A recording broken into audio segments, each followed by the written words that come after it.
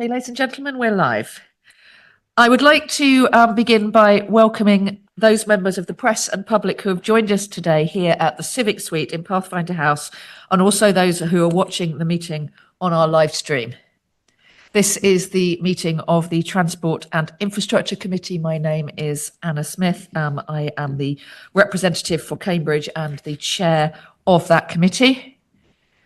The Combined Authority allows filming and photography at its public meetings, so please do feel free to take pictures and use social media during the meeting.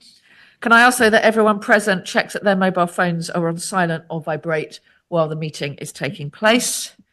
There are no fire drills scheduled for today, so if the alarm sounds, I will adjourn the meeting and we will move to the muster point as directed by Joe, our Democratic Services Officer.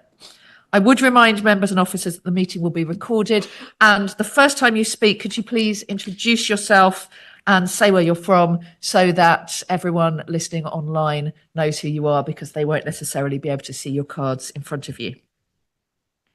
So we move on to item 1, which is apologies for absence.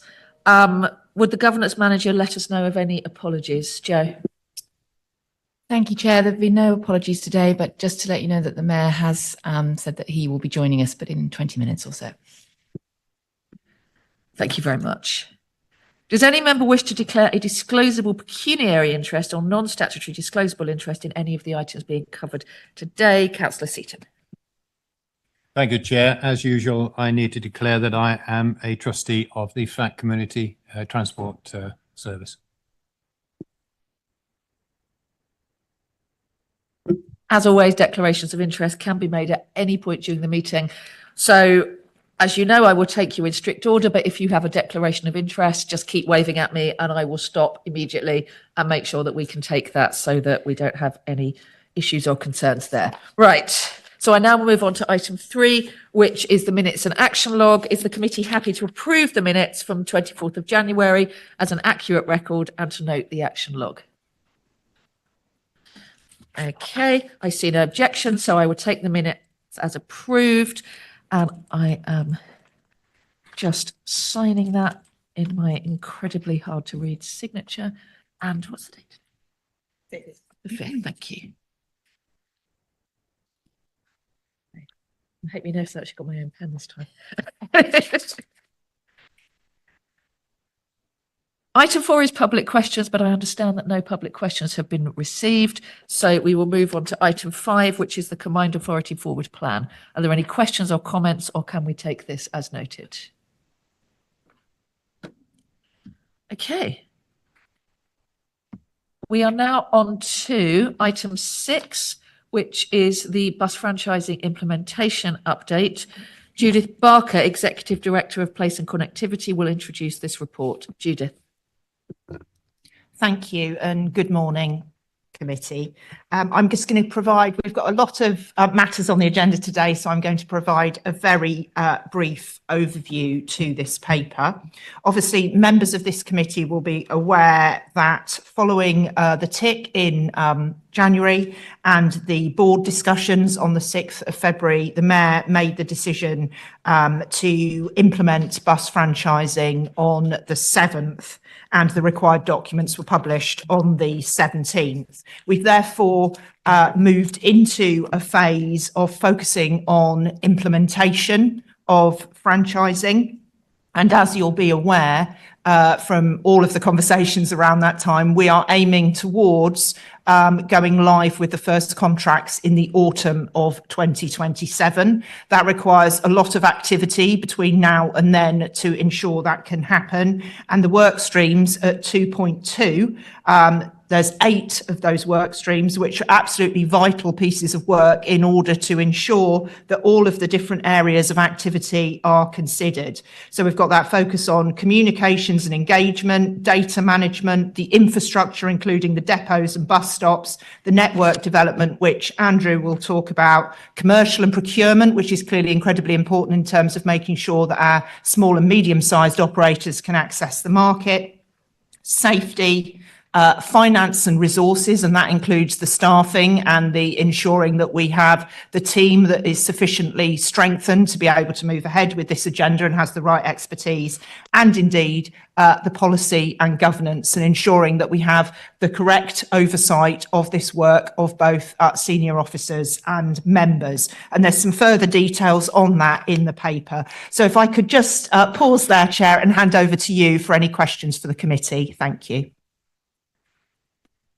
Thank you. Any questions or comments that the committee would like to share? We have Councillor Seaton. Anyone else at this stage? Councillor Seaton, go ahead. Thank you, Chair. Just one question, really. It's about the project board. Can you make it clear exactly who is going to be part of this? And I assume we will get regular updates at TIC on the throughout the this development. Thank you. Let's just see if there's anything else at this point. I've got Councillor Wakeford. Councillor Wakeford, do you want to go next? Thank you. I think it's a really helpful paper, and I'm sure this committee, us who are on it, and whatever future form it has over the coming months ahead, will be equally keen to get into the detail of the developments of implementing franchising, because as we've said, this was a major decision. This is, I think, the first meeting we've got since that was actually formally made, because we merely offered a recommendation last time that the mayor then took. So we're in a new space now, but it's a question of then making this as much of a success as it's able to be. My question is really just for reassurance around the work that we're doing to ensure that, as part of moving to a franchise system, we've got a diversity, an ecosystem of different operators of different sizes in Cambridgeshire and Peterborough at the moment. We're conscious that in previous places where franchising has taken place, the direction of travel has gone in a particular direction in terms of operator sizes. We've talked before about the importance of ensuring we maintain that diversity and small and family-run operators active as well in the area. Be grateful for an update on our work to make sure that the way we implement franchising is accessible for operators of different sizes, so that we don't risk losing that, and instead strengthen the diversity we've got here. Let's go for those two, Judith. I don't see anyone else at the moment. Thank you. I'll take the first question and then hand over to Andrew Highfield for the second, if that's okay, Chair. In terms of the project board that we've set out, that's very much an interim position for the moment. So what we have been doing within our corporate management team is agreeing that we need to get the project board up and running, and very initially, to get it going, then I will be chairing that board.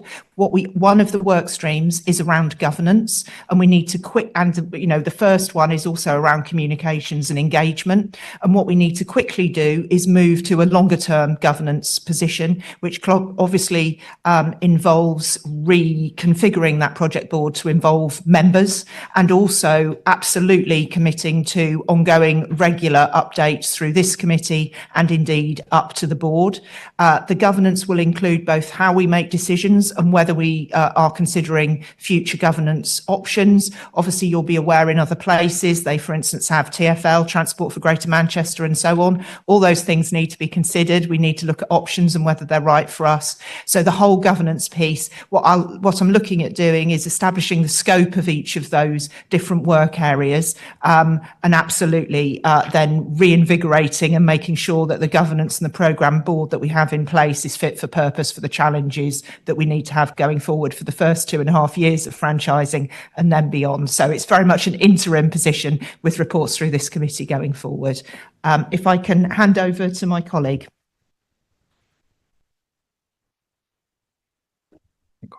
Thank you. Regarding small and medium operators, it's a really good question. I know it's a key objective that flowed through both the design of the assessment and also the consultation that we held towards the end of last year.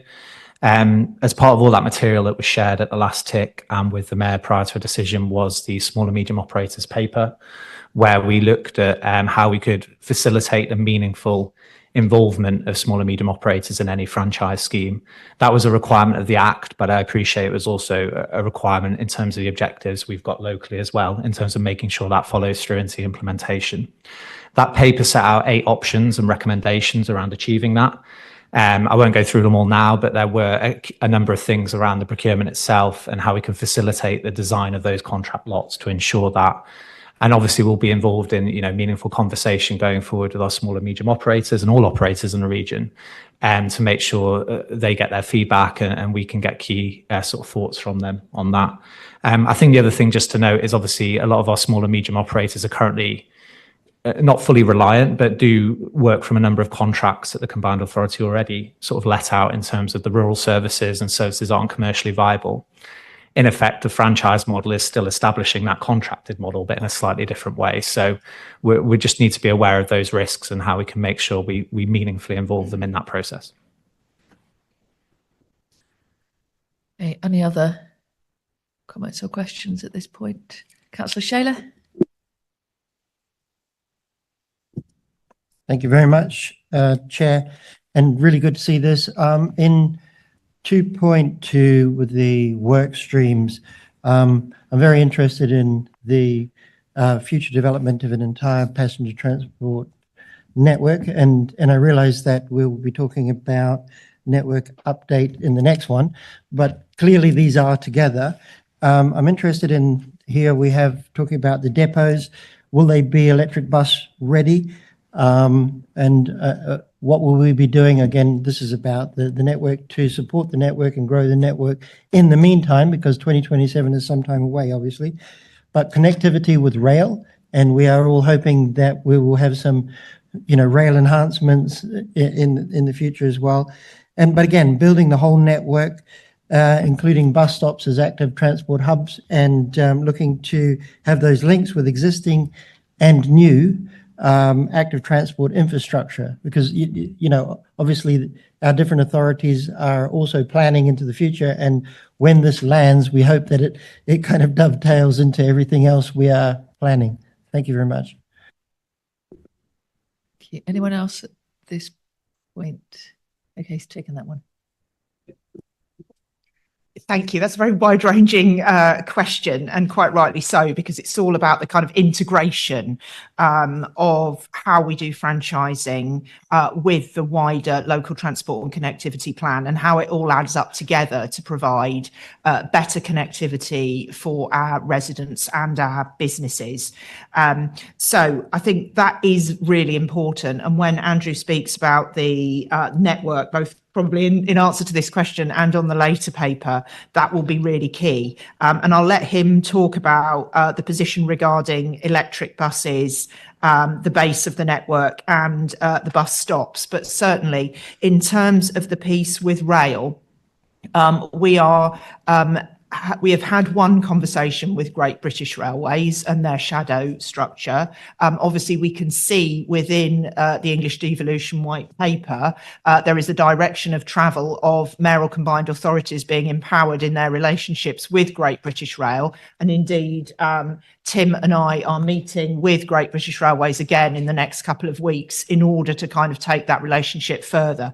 And we were really pleased with our last meeting with them, the extent to which they were focused on that integration and how we can look at bus, rail, active travel and bringing all of that together in hubs. So I feel that's in a good place. Clearly a lot more work to be done, but absolutely I can reassure you that that is very much our thinking, that integration of bus with all of the other points. But I will ask Andrew to pick up the detailed points. Thank you. Thank you. I think, network design and individuals is the really exciting thing, because that brings it to life for residents and passengers and everyone in the region. I won't go too much into the next paper, but the initial mapping we've done, just in summary, is looking almost at the network as it is and what we'd in effect be inheriting if we looked at it today. Because also there's a heavy reliance on the fact that whilst people have issues or complaints around that network, it does carry over 20 million journeys a year. So there's a base network there that people rely on every day to get to work and education. And it's that trust that you can use that wisely in terms of the design principles. So as you've referenced, network design is very much a key pillar as part of that work stream, and we'll be bringing further updates through that governance structure and to committee in future around the principles around design and how that links into a future network through franchising. The network in the meantime, I think you referenced on, I think the key principles obviously we're working on every day with our existing operators is around stability and making sure the network remains there for those people who rely on it during a transitional phase. But also making improvements still when we can, because we appreciate that people don't necessarily want to wait for 2027 if they can get a bus through their village or a new service or improve frequencies now. And we should look at that in terms of the work we do with operators in the region. In terms of depots, the assessment did make the provision for an electric network. What we need to do is we're aware there's some key interdependencies between depot, fleet, and the network in those work streams in the implementation. So what we'll be looking at is doing some more options appraisal and market assessment around the availability of fleet in the market, and because that will drive obviously the requirement for the network and the depots and how those things link together. So the provision was made there in the assessment in terms of the detail of that. We just need to do a bit more options appraisal around what exactly that looks like in the implementation planning. Thank you. And are there any other points to raise at this point? Might just say at this point, the last time we met, we were making a recommendation unanimously, I think, to go to franchising. And just to note that we are now at that, we have signed, that order has been signed by the mayor. So it's quite a momentous meeting to come back to, and for us to say, as a committee, we made that recommendation, and that recommendation has been followed by the majority of the board, and we are in a position where that franchising order has been signed, which is, really important to pause and consider that, and to think about the hard work that's gone into it. So I do want to say thank you particularly, I'm sure on behalf of all of us, to the officers for all the work that's happened so far, but all the work that will happen. And Councillor Wakeford mentioned our bus companies earlier, and thank you, of course, to them as well, because this will be a different approach. And we do want to work as closely as we can with those operators to ensure that we have a really good and positive relationship and a network that really works for everyone. So thank you all very much for your work in this, and particularly thank you to our teams. So with that, we're going to move on to item 7, which is the bus network update. And Andrew, I think our Assistant Director of Public Transport is going to introduce that. So Andrew, over to you. Thank you, Chair. So this is a variety of projects that are currently ongoing to improve the bus network. I won't go through them all in detail, but in terms of a short summary, as I mentioned previously, the mapping that is in the appendix of the report is very much a piece of work we've done to look at the existing network, building on the assessment for bus reform, and really looking at the interdependencies, the frequencies, and all of those services that currently exist in the network. An important thing to note is it does list the Tiger routes, which we appreciate aren't quite currently live yet. So we just need to do a little bit more work on it before we share it more widely with passengers in terms of journey planning purposes. But a key part of it is around demystifying the network for passengers, because that's something that is always raised in terms of the complexity of how you link in between services. And the other key aim is to use it for planning purposes going forward with franchising implementation and those network design principles that we mentioned.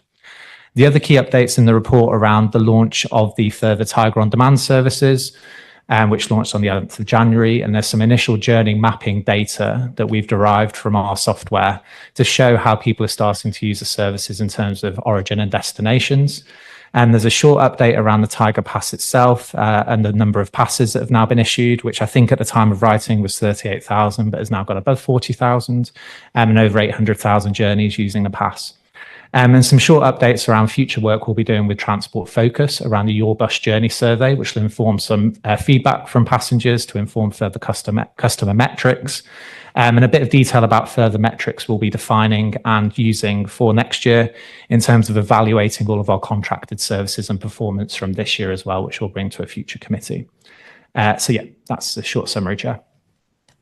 Thank you. So I would take comments, questions. If members could please say which authority they're from and introduce themselves when they speak, that would be very helpful. And just to note for those watching online that we have now been joined by the Mayor, Dr. Nick Johnson, as well. So I think we had Councillor MacDonald was probably just about first. Then we've got Councillor Seaton, Councillor Ellis. I'll take those three for now. Councillor MacDonald. Yeah, thanks very much, Chair. First of all, I think that the work that's been done is a big step forward from where we were. For I'm representing South Cambridgeshire District Council. There's more work to be done, as we've alluded to before, for South Cambridgeshire. Two particular aspects, and I'd also be interested in Andy Williams' comments. He's probably closer to this than me. So the two areas are, first of all, if we look at the southwest of the map, and thinking about the A505 study, which is now a combined authority project. The A505 study very much considers bus connectivity and mentions that, whereas it doesn't appear here. So I just want to make sure that I mean, I think we will be joined up, but I think we're not quite joined up at the moment because of that. So if you take the route all the way from, there's a specific study being done from Royston, going southwest to northeast all the way through to Granta Park and beyond. So that's just a plea to please make sure we are joined up on that. Secondly, if we look at the Genome Campus just south of Whittlesford Parkway, and then we look at Granta Park and Babraham Research Campus, Andy will have a better number than me, but you've got a very, very, very significant amount of, GDP, income and wealth generation going on, with probably over 10,000 people on those existing sites at the Genome Campus and Babraham. And what's happening at the moment is we have private sector buses running around all those campuses because there is no provision, and probably you wouldn't be able to find this anywhere in Europe, where so in other words, the individual campuses are looking after themselves. So that system works, but again, and don't get me wrong, I think overall the work that's been done is good, but completely does not take into account something that's extremely important in that part of the world. So I suppose what I'm saying is, if we can look at integration of those services that have been run by the existing science campuses with what we're talking about here, that would be a massive step forward. But otherwise, well done on the rest of the work. Thanks. Thank you. And then I think Councillor Seaton, you were next. Thank you, Chair. Proceeding from Fendon District Council. Fendon officers have provided in the past comments on the earlier version of this map, and I would like to thank CPCA officers for taking on board our comments, specifically the addition of places where a bus surface goes to the boundaries of CPCA, for example, Kings Lynn. The earlier version of this map just stopped at the boundary edge, so there was no way of understanding where the bus was going to from looking at the map. This version is a big improvement with the out of area places added. The biggest issue we have with this map is it shows how sparse and limited the bus services are in Fendon. Now, I know we've made this point before, but I think it's worth reinforcing that. This map does show how poor those services are, and specifically, what are the CPCA going to do about this lack of services within Fendon? Thank you, Chair. Councillor Ellis. Thank you. Angus Ellis from Peterborough City Council. I'd like to ask, first of all, thank you for the route maps. They are very informative, very helpful.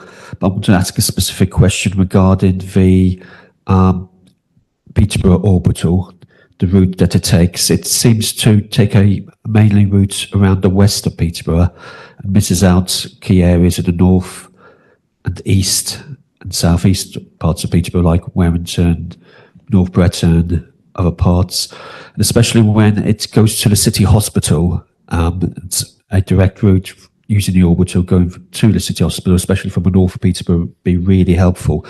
What was the reasoning behind or about the route? How was that? You know, how was that come to? And is this work ongoing? Can we look at it again, perhaps with some sort of consultation around the route?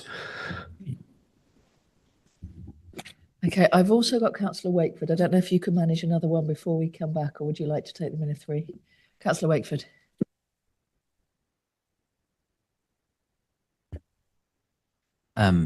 Thank you, but more of a comment than a question, if I may, Chair.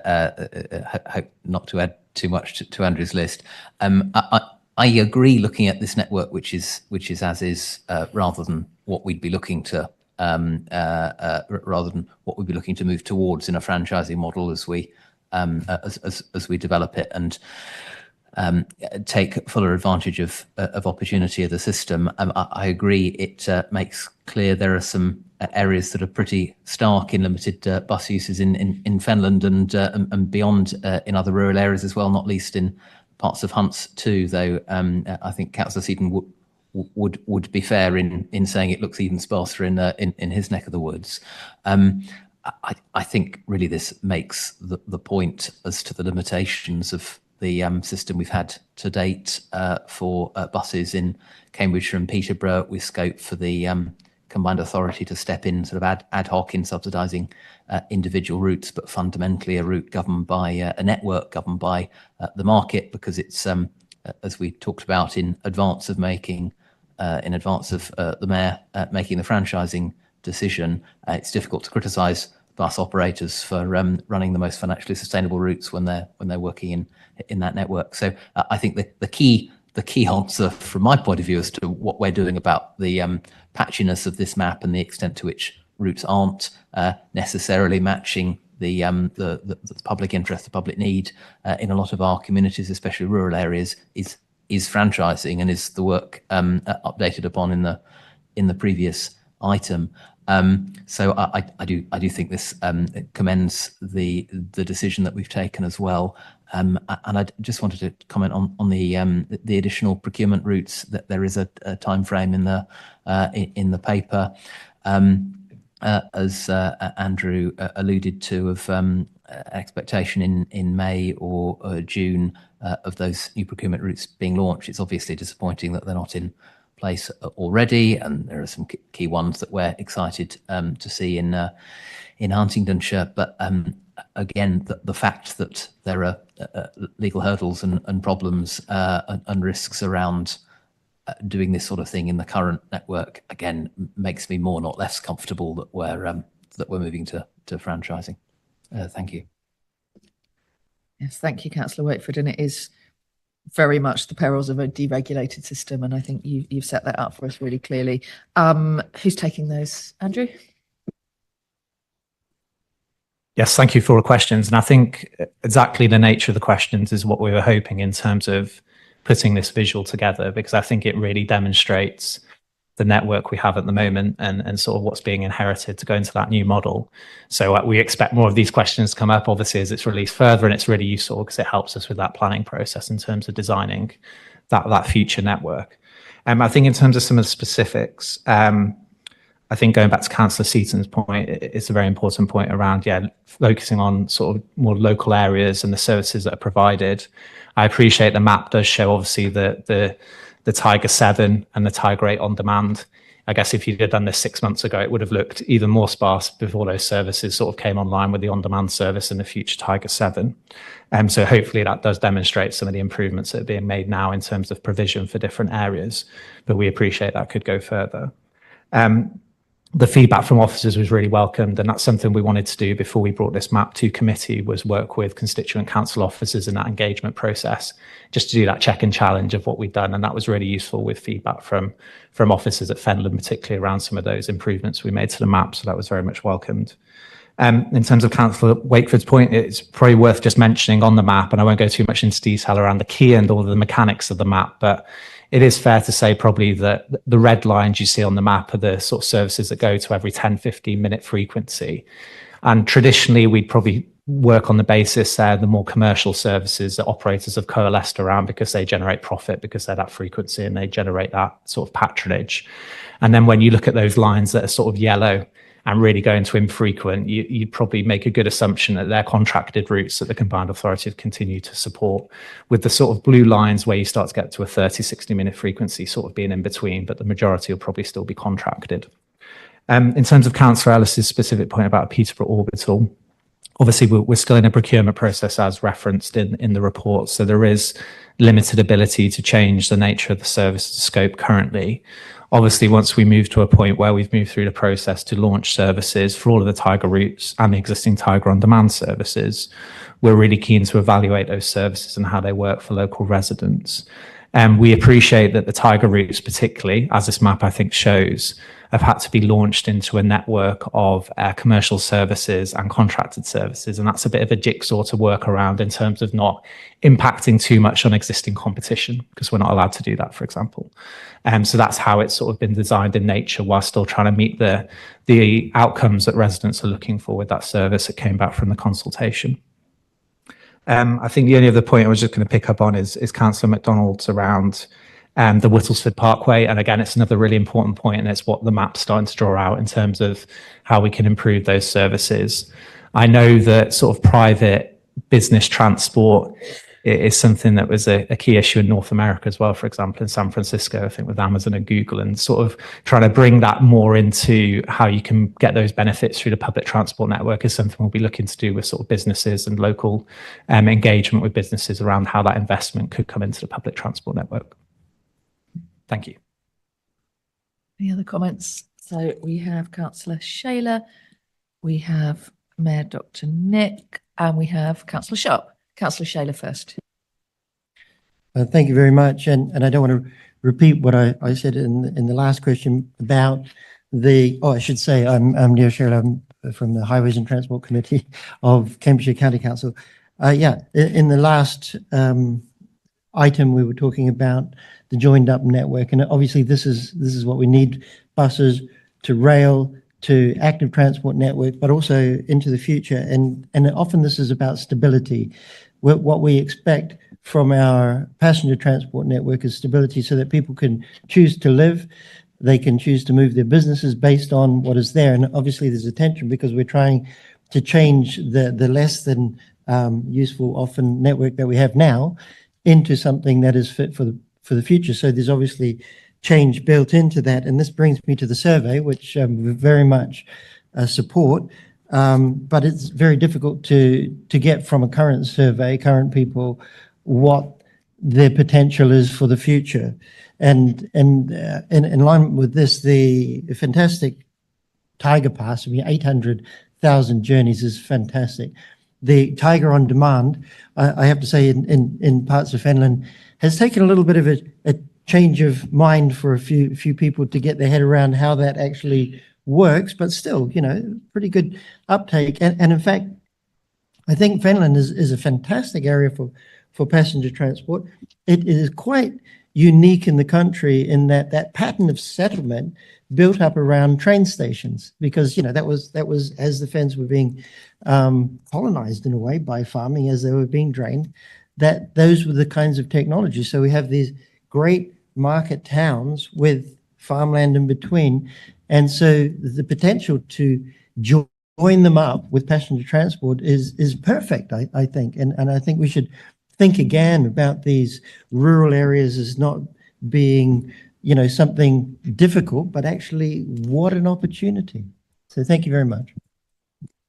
Thank you. And if I may just say something else on that point, it's that overall strategic role of this combined authority as a strategic transport authority is really helpful here. So not only are we looking at things like Tiger On Demand, but then you've got the work that's being done jointly with the County Council on Fen Roads, so that those buses are able to travel more easily. And of course, so are our cars and cyclists as well. So it's a really powerful example of how, as we bring more things under public control, we can work in that very strategic way. So thank you for raising that. Mayor Dr. Nick. Could I defer first to Councillor Sharp, because I kind of want to acknowledge as the mayor later on after everybody's maybe spoken. Councillor Sharp, over to you. Thank you, Chair. I'm Alan Sharp, representative of East Cambridgeshire District Council. Just 2 or 3 points, really. First one is I'd like to thank Judith and Andrew for the details on the Tiger on demand and the emails. And it's very interesting, the usage on that. And obviously, it's relatively early days. So I think we need to, it's a big area it's covering, this Tiger 6. It's a big area that it's covering, but and I understand the difficulties you were talking about in terms of the not competing with the commercial routes. That must be quite difficult. The second point is really touching on, and the map is superb. And I think the map, if you're looking right in the southeast corner, shows the absolutely ridiculous county boundary that we have around Newmarket, which I live literally. The house I live in is in Cambridgeshire. The road that goes past outside is in Suffolk. That's how close I am to the border and how crazy it is. But just wanted to comment, and I've got a meeting this afternoon actually with we have a quarterly meeting, something called Newmarket Vision with Suffolk colleagues. So I'm going to be asked about this. So I might pick something out outside after the meeting. But because obviously the Tiger 4 and the Tiger 5 both affect Suffolk residents quite a lot.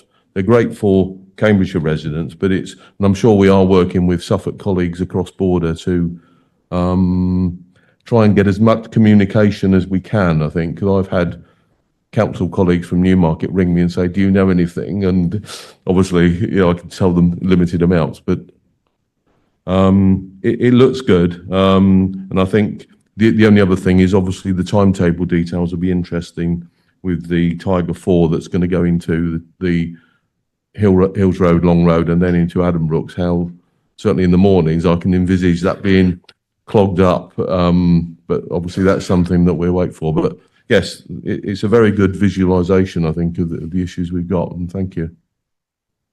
Thank you, Councillor Sharp, and well done, because you introduced yourself and said where you were from. Very grateful. Perfect student. Right, Mayor Dr. Nick. Mayor Dr. Nick Johnson, representing the whole of Cambridgeshire and Peterborough. Well, first of all, Chair, my apologies for being late. I just wanted to say there was no way that I wanted to miss this meeting, and it was. I'm just sorry that it was a little bit late coming here.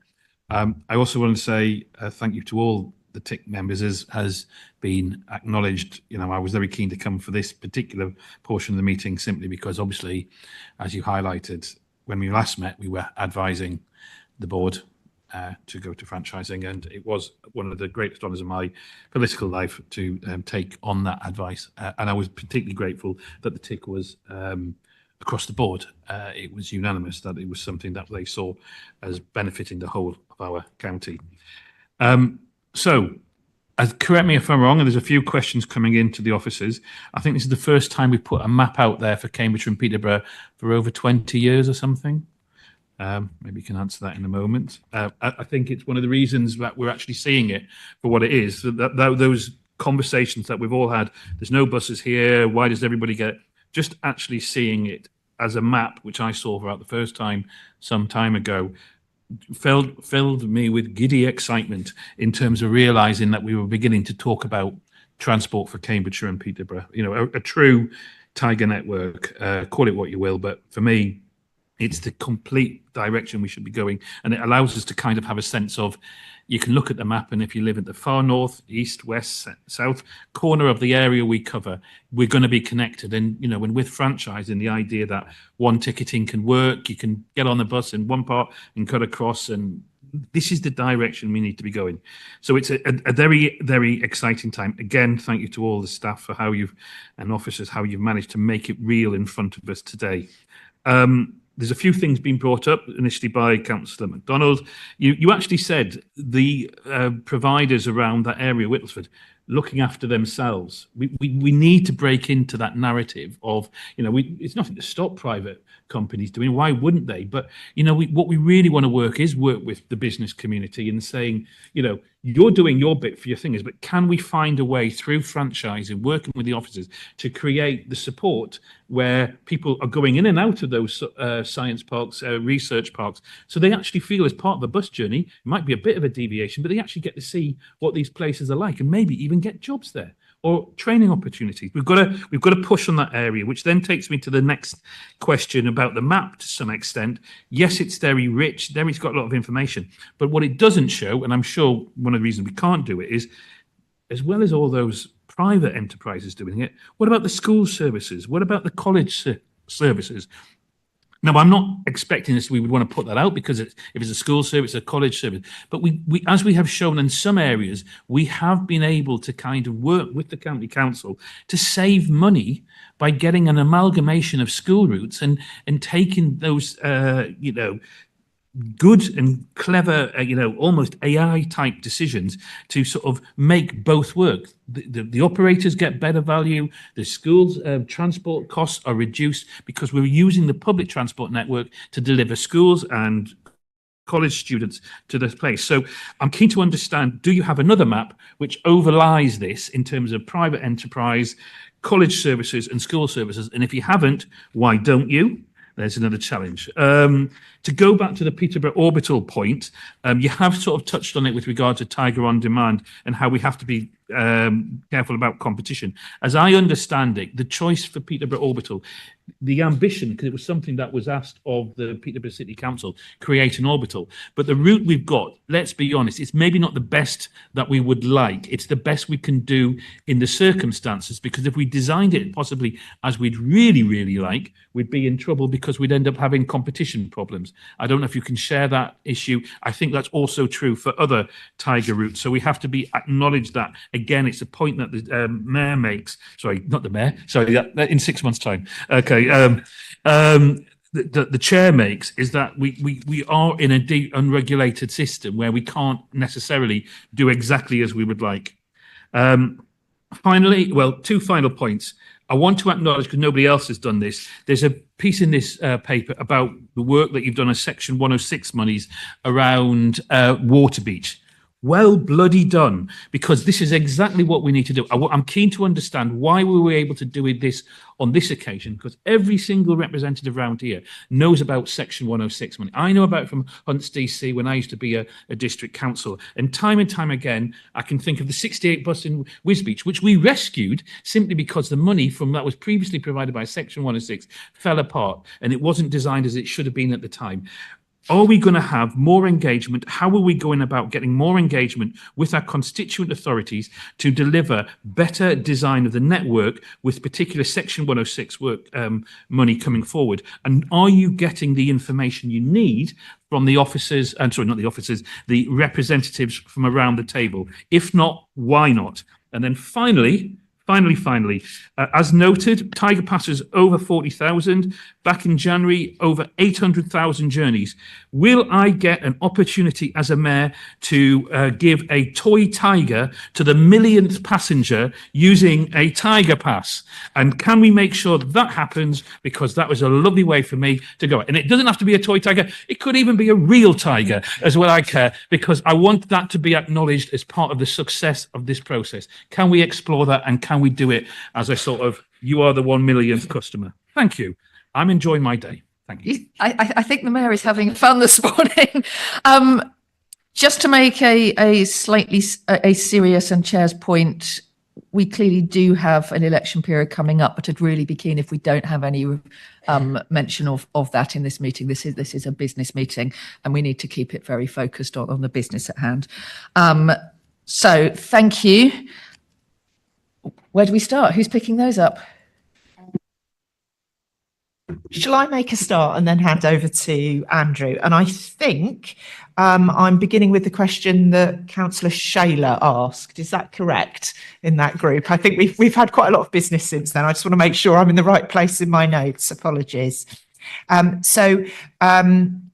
Thank you very much for re-emphasising that point, not only about the integration of the network, but the stability of the network. And I very much agree with you that that needs to be a really clear focus of ourselves as officers and indeed this committee during the transition stage from where we are, because you quite rightly identify that we are in a process of change, but we have residents and businesses relying on this network at 20 million people, and we need to have a really strong focus on not only planning for the change, but also planning for the transition and ensuring stability wherever we can.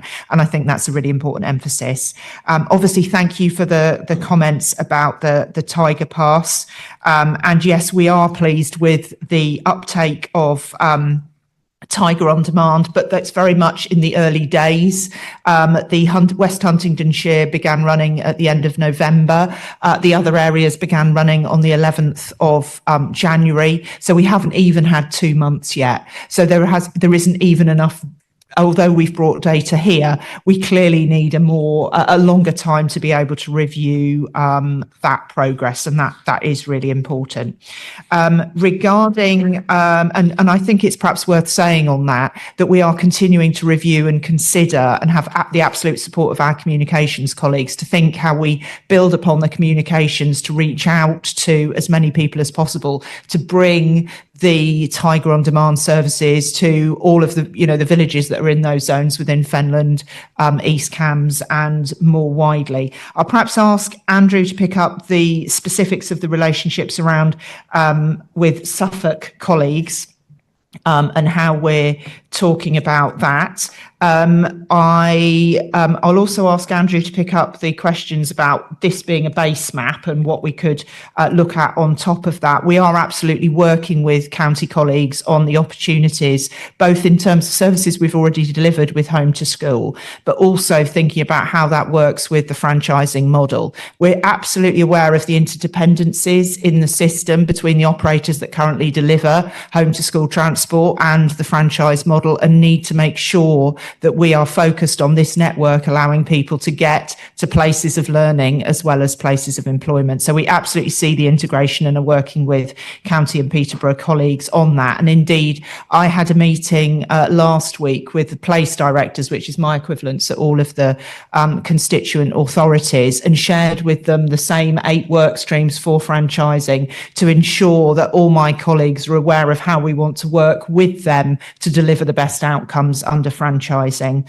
Really pleased with the work that Andrew's been able to bring forward at Waterbeach in terms of Section 106. And I think that's another example of where thinking how we can more effectively use Section 106 is important going forward. And I'll see what I can do about tigers, toy or otherwise. Andrew. Thank you. I think, picking up on Councillor Sharp's question about engagement with Suffolk, we held a meeting with Suffolk officers probably about 2 months ago now on the sort of design of the Tiger routes, particularly 4 and 5. And now we're moving through the procurement process. We'll pick up those meetings again so we can share all the relevant details in terms of the timetable and what it means for residents in Suffolk who we know come across boundary, particularly also residents from Cambridgeshire who go across boundary as well. So we'll make sure we get another meeting in a diary as soon as possible. And if there's any further details I can provide for the meeting this afternoon, happy to do so. The only other bits I was going to pick up, you are correct, Judith, that there's a digital map that sits behind this map that we've produced here. And there's 2 key reasons we wanted to get a digital map as well. One, we know that changes do happen to the network, particularly as we're currently still in a deregulated model and there may be service changes. And what we didn't want to do is produce a map for a point in time and then it quickly gets out of date in 6 months and people can't use it. The other benefit of having that digital map is we can, if we get it in the right GIS layer, we can use it to layer in other things. And that's a question that's been asked from other officers, from other constituent councils. And that starts to give us the opportunity to look at that visual with rail, with Home to School services, with anything really that we want to layer into it, sort of check and challenge and assess on the network and how we design that. I think those are the other bits to pick up. Thank you. And I had a couple of more general points to make, but I did just want to pick up. I think that overlay is really helpful. And we've talked about this in terms of routes that we know are coming that are not yet on the network, and doing what happens in Transport for London, where you look at that map and you can see those planned extensions. And I think that's incredibly helpful for people to start seeing what a fuller network map might look like. So thank you very much. Are there any more questions on this one? I have to say, I keep coming back to these absolutely wonderful Tiger on Demand maps. It's really interesting seeing the usage, and something that really strikes me is where we're looking at areas that have had on-demand transport for longer, like the Huntingdon map, and seeing that potential for those journeys. I think it's really powerful. I did, just as chair, want to briefly come back to a couple of the points that have been made and to kind of bring those together, because we're clearly seeing a lot of interest here in the potential that a new coordinated route will bring. And Councillor Wakeford made the point that what franchising does is gives us that ability to build that coordinated and strategic network where we can look at how things connect together in a way we haven't been able to do before.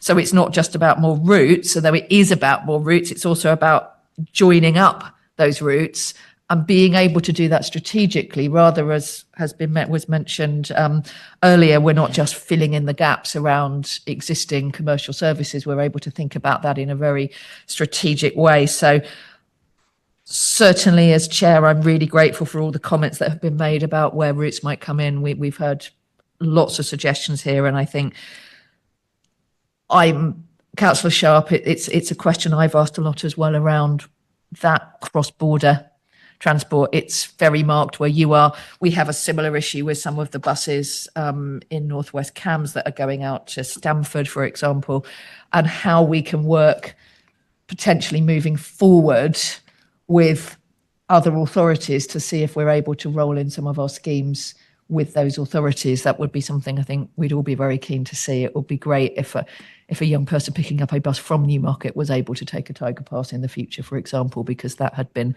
coordinated together. So, but thank you very much for the work that's being done on that, and really look forward to seeing what that network map is going to look like in the future as we start planning new routes into that.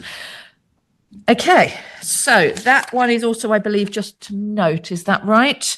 And then we are moving on to item, no, I'm just going back to, it's item 8, is it now?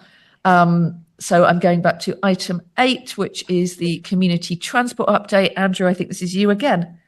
Thank you. Thank you, Chair. So yeah, this paper sets out, it's a short paper just to really notify members to know around some future work that officers will be doing, particularly for the community transport sector. And I think we wanted to include this as a separate paper just to show the importance of community transport in the region and the approach we want to take going forward in terms of reflecting that and supporting that sector. We appreciate in all of the franchise material that's been published, community transport was exempt, for example, apart from those schemes that may be looking to contract on some of that work that comes out, because that's done under a separate license. So what we really are keen to do with this is just set out the mechanics of what that report will look at in terms of community transport and what that will deliver, and then future recommendations to committee about the community transport sector. The other short part just within the report is around the taxi card scheme. And again, it's setting out the paper and approach that officers will take in terms of looking at a review of that taxi card scheme. Currently, the CPCA administers one taxi card scheme for South Cambridgeshire, which was transferred as part of the responsibilities from County Council in 2021. Part of the review will be looking at the benefits and the mechanics of that scheme and what it does for residents who receive that support, and potential recommendations around expansion of that scheme across the region, or other things that we need to consider with that scheme itself. So those are the two key things that we're setting out, Chair, in terms of to note for future reviews in the community transport sector. Thank you. Questions or comments on this one? We have Councillor Shaler, Councillor Seaton. Thank you very much. Start with yourself, Councillor Shaler. Is it on? Yes, thank you.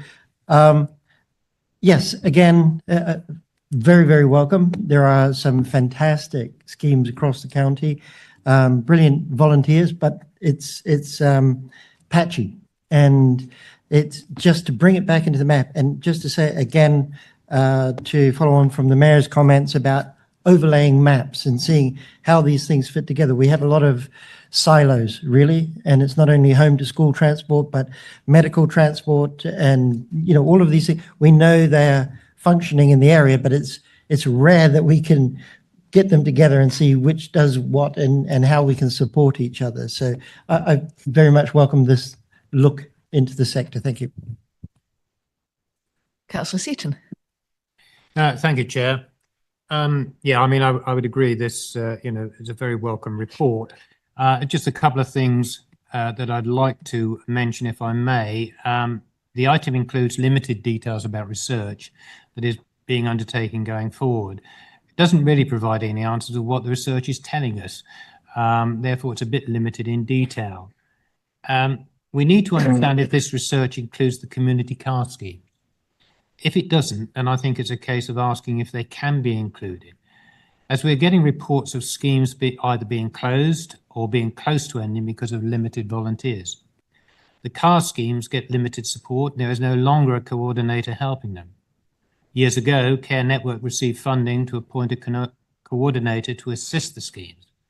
Now that this is no longer available, it seems that there are issues and that the schemes do need support. Any community transport review must consider car schemes as well as dial and ride and taxi cards. Thank you, Chair. Thank you. Any other points, Councillor? Sorry. Mayor Dr. Nick. Thank you, Chair. It's kind of just a follow on and a kind of from some of my exaltations in the previous item. I just want to nod that I kind of became aware that we were responsible for this slightly later on as the mayor, but I wanted to say that the work that the team have done in the background following the transfer over from County Council, particularly Bess, Council Officer Sayers, her work has been exemplary in kind of keeping this going and helping and supporting those groups across the county. And she's also helped me understand kind of the importance of community transport. I mean, obviously I did have quite an awareness of this because it's something in my other roles I've noted the importance of volunteers, particularly on the home health transport network, because not everybody can get a bus, let's be honest, you know, for practical reasons about levels of physical ability, but for other reasons. During the COVID times, there was people worrying about exposure to sort of aerosol infection. So there is very much a part of a role for it, and I'm delighted that you've put it as a separate paper. I know it's something that we at the Combined Authority want to get right. The next question I've got then is that if we are going to be working with whatever groups they are, is there not an angle here that they should be joining the Tiger Parade, the Tiger Network, in terms of, and I know my frustration sometimes when I've been out there and seen these organisations, that the money has been shared with them by the Combined Authority, but I don't always think that the acknowledgement of what we do to support is always seen, because sometimes they've been going with their own branding, their own narrative, and often the same people running it for years and years and years. And yes, we are seen as the proverbial provider of the financial support, but it needs to be seen as more than that. You know, if we really are to have an integrated transport network across buses, trains, active travel, but also this sector, my ask going forward is that there will be a very clear expectation that the alignment of this provision is also very closely aligned to the brand of the Tiger Network, the Cambridge Transport for Cambridgeshire and Peterborough. Quite how that will develop, I know that's for others to maybe decide. But if the best thing came about was that, as well as car transport, community buses that were provided in this area also had Tiger Stripes, were also seen as part of the thing. Again, it will mean that people in all parts of this area would recognise that's our local government. That's what they're doing in terms of providing public transport for all, and we are all in this together. So can I get that made as a request going forward? Is that something that we can certainly think about when we draw up contracts going forward? Thank you. Are there any other questions or comments at this point? And I do think that's a really interesting idea around whether we could look at community car schemes in the scope for this, and potentially about looking at shared car schemes as well, such as Zip cars as well, perhaps as part of that. So we're really widening that out in a strategic way. So I'd also be very interested to hear the answer to that. Thank you, Chair. And no, thank you for the question, Councillor Seaton. We can share further details about the research as it comes through, definitely in the sort of scope of that research as we collate that, with the committee and also with constituent council officers as well to keep them involved in the process, definitely. I will double check on community car schemes. They are, Beth has given me a nod. So yeah, they are included in the research scope, so we can share further details on that as well. And the Mayor's point around branding and sort of coherent understanding from passengers of the overall network is something we can look at in the research scope as well, particularly where other areas might do this, community transport, on-demand services, dial-a-ride services and other things as well. Thank you. Anything else on this one? And I think it's really good that we're taking this supportive approach to looking at our community transport schemes. And Andrew has another point he wants to make. Go ahead. Sorry, one other quick point, because Comms got in touch. In terms of, I got a bit excited about the Tiger passes. We're not quite at 40,000 yet. It's at 39,261. The report was correct at the time of writing, but I've probably spoiled the Comms surprise in terms of we'll get there in a few days, but we're not quite at 40,000. Yeah, slap wrist there. It's still a very impressive number, so I can absolutely see your enthusiasm for that. But thank you very much. This is a really important area, and again, it just shows that movement towards a strategic joined up transport network where we're supporting all areas here. So thank you very much. And we now go. This is again just to note, we've got lots of reports to note today. So now, and very excitingly, I think there is actually a vote in this next item. So we are now on item 9, I believe, which is the local transport and connectivity plan sub-strategies and monitoring and evaluation update. And we have Emma White, acting transport strategy and policy manager, to introduce this report. Emma. Morning all. This paper provides an update on the LTCP sub-strategy work, including more detail on the Greater Cambridgeshire Transport Strategy and the Peterborough Transport Strategy. Please note that the next Greater Cambridgeshire Transport Strategy member steering group is on the 17th of March. The paper also provides a further update on the performance and monitoring of the LTCP. Following feedback from members at a recent workshop, the committee is invited to approve the commencement of the LTCP monitoring evaluation key performance indicators interim document, which will focus solely on the free of cost data as outlined in Appendix A. Once the costs for the remaining KPIs are obtained, another workshop will be held to discuss these alongside any proposed changes to the final KPIs. Once all this work is completed, this will be brought back to committee later this year. Thank you. Thank you. Any comments or questions on this one?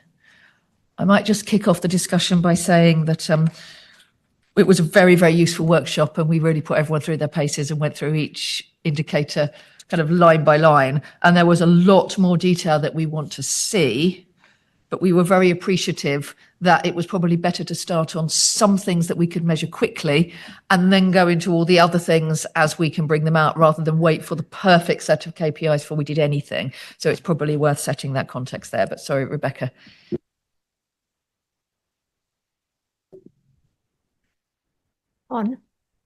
Sorry, Rebecca Stevens, Business Board. I just wanted to ask about the strategies and policies that sit under the LCTP, and whether, and we might have had a hint of this at the previous meeting, because I do remember, excuse me, I do remember that we've had papers on this before, but there seems to be an awful lot of work that's gone into it, but I'm still not entirely clear of the timescales and what's happening when. So if I look at the two that are highlighted, which is the Greater Cambridge Transport Strategy, it doesn't seem to have any dates of when that's going to be done. And if you look at the Peterborough one, it talks about it being completed in 2 years' time, which will be 3.5 years after the LTCP was signed off. Now, if this is replacing previous strategies, I totally understand, but it would be really good to get a picture of how they all fit together. Thank you. And sorry for the voice. Thank you. Sorry about that. Councillor Seaton. Yeah, thank you, Chair.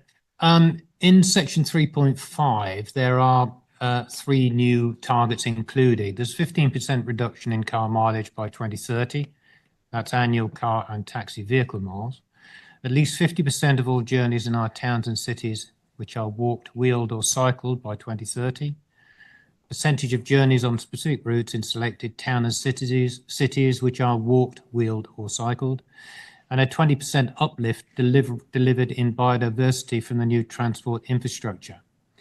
The issue with these targets is what data is already available and how they're going to collect it. And the report in its appendix confirmed that the information isn't currently available and there will be a cost that they are currently looking for and scoping out, etc. I think we need to understand more about what they'll be collecting to support these targets when the detail is available, and what is the thinking in respect of the car and taxi mileage target, and how is this going to be achieved? And I think all rural areas would have concerns about being seen as anti-car. And for the walking and cycling target, how are the routes to be monitored and how they're going to be identified? And will the routes only be for towns and cities? And what about the more rural areas? And will the routes in every district be included? Thank you, Chair. Thank you. And actually, I was going to ask a question on that same piece, because I think it's important that we have some very clear reassurances as a committee on this one. So the question I was going to ask is, can we be reassured that these targets will be met through positive measures that will give people greater opportunities, and rather than any punitive anti-car measures, for exactly the reason you point out, that for many people the car is the choice, but we want to expand those choices. So I don't know if you want to just pick up on that wider strategic piece first, and then we'll come back to the others. Yes, it is on. Just for those online, I'm Tim Bellamy, I'm the Assistant Director for Transport. Just with the strategic element, I think there's two parts to that. Is the LTCP in itself is around providing people with travel choices, and actually allowing people to make those choices. And I think that's where we're looking at some of those targets going forward, is making sure that we are providing those opportunities for people, whichever mode they are progressing. But the point that Councillor Seaton made around the 15%, just to give people a reminder, and then I'll let Emma go on the actual detail around the collection of data. The 15% reduction in car mileage was originally outlined in the Independent Commission on Climate, and then was subsequently included within our LTCP. So it is writ large within our policy document and our policy statement around the need to do that from a climate perspective. And both those documents were signed off by our board and by TIC at various stages. So that's a strategic view about where we are. But Emma will be able to provide us around the data element. Thank you. And then Emma, over to yourself. So to pick up first on the KPIs to carry on, that's where we plan to run another workshop. So we will go out and do some market testing and get an understanding on what data we need to collect. I'm working with the policy and insight team at the Combined Authority. We'll go out, understand what data we need to collect, how much it costs, what we can and can't do, and then run another workshop so that everybody, all members, are happy with sort of where the KPIs are, what data we can, can't collect, and the cost of them, so that we can work towards a sort of final set of LTCP KPIs that we can bring back to members to approve and recommend to the board. In terms of the programme, Rebecca's question about how it all fits together, we've got it all marked out and worked up, happy to bring that back to the next committee and have a high level sort of programme on how all the strategies fit together and engagement pieces and work that we'll be doing on them. Thank you. Any other questions or comments? Manic, Councillor Shane. Well, I think unfortunately this is going to be a negative, and it's one that I kind of come to. I know it's all explained in the paper, but within it, and obviously on the appendix, it points out where the KPIs have been changed. I really struggle. I know there's an explanation as to, in fact, I go to the paper where it says it. Removed 9 indicators as they do not align with LTCP objectives or goals, provide no new insight or subsets of other indicators, or where more detailed results are already reported elsewhere.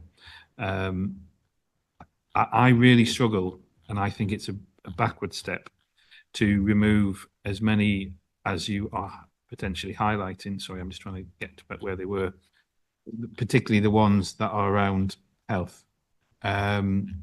It's just, I think it's a negative action on behalf of the combined authority. To go through them, you know, we can talk about percentage of deaths attributed to air pollution, concerns about noise pollution, light pollution, but particularly, I have to say, where there is things around safety, the number of child pedestrian casualties per 100,000, killed or seriously injured casualties in 10% of the most deprived areas, killed or seriously injured casualties by road user type. Look, later on in this meeting, we're going to be talking about Vision Zero, and I have had a fantastic meeting that started this week where we talked about this. I think to remove them is not in conjunction with the work and the stuff that I have pushed, and indeed many of the people who have joined that Vision Zero board would expect. Now, I appreciate it may be figures that to some extent we don't have an awful lot of control over, or they're not easily able to retrieve. But I just really struggle about them being removed because I think it's important. I think the safety of road users, pedestrians, should be front and centre of all the work that we do going forward in terms of a truly inclusive LTCP, a local transport connectivity plan. Yes, we want to ensure people get to their destination choice for whatever reason in a timely manner, in a reliable manner, in a hopefully affordable manner. But what's the point of having that if they don't actually turn up because there's because they've had an accident? And sorry, that's a very important thing for me that has to draw attention to that. I think Tim might want to come with a technical clarification on that. Yeah, I may be missing something that I just wasn't aware of. Yeah, so just on those indicators themselves, I think it's around probably the terminology in the report. So there's probably a level of apology from our side. It is not around the side that they will not be part of the LTP. They're part of they'll be reported through the Vision Zero board, and therefore they will not necessarily, we need to signpost them. So not necessarily, these are indicators that are in themselves new, and actually the Vision Zero board will continue to identify around where we are in killed and seriously injured and other things. And part of the work we will need to do is to signpost them to other areas. So the information will still be collected and will still be viewed and will be in there. It's the fact that these are the new and additional targets and indicators over and above what we collected on a other basis. So I think it probably how we presented the information is we probably need to do it as a suite of these are the information we're doing, and the terminology about removing is probably incorrect. It needs to be about there, collect elsewhere, and we need to signpost others to those items.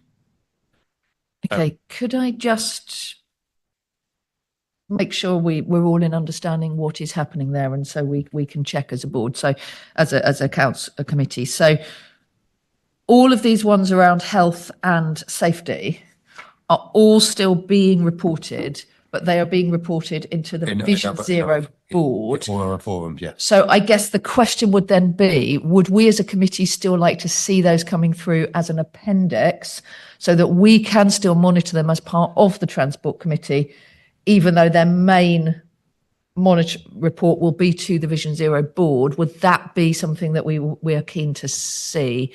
I'd like some comments on that one before we move on to the other questions, if we can. On this one, are you speaking, Councillor Shea? Yeah. Chair, as luck would have it, I was going to make similar comments because, you know, obviously in highways it's about safety and about, I wanted some clarity on that. So I'm coming from the same kind of questioning as Mayor Nick on that one. Yes, I think it's absolutely appropriate for us to look at it that way. That's just the world that we are in highways. So, is there any disagreement on that, Manic? No, Chair, it's a point you make, and I appreciate obviously officers have made some clarification, but I absolutely, this is the whole thing about public health.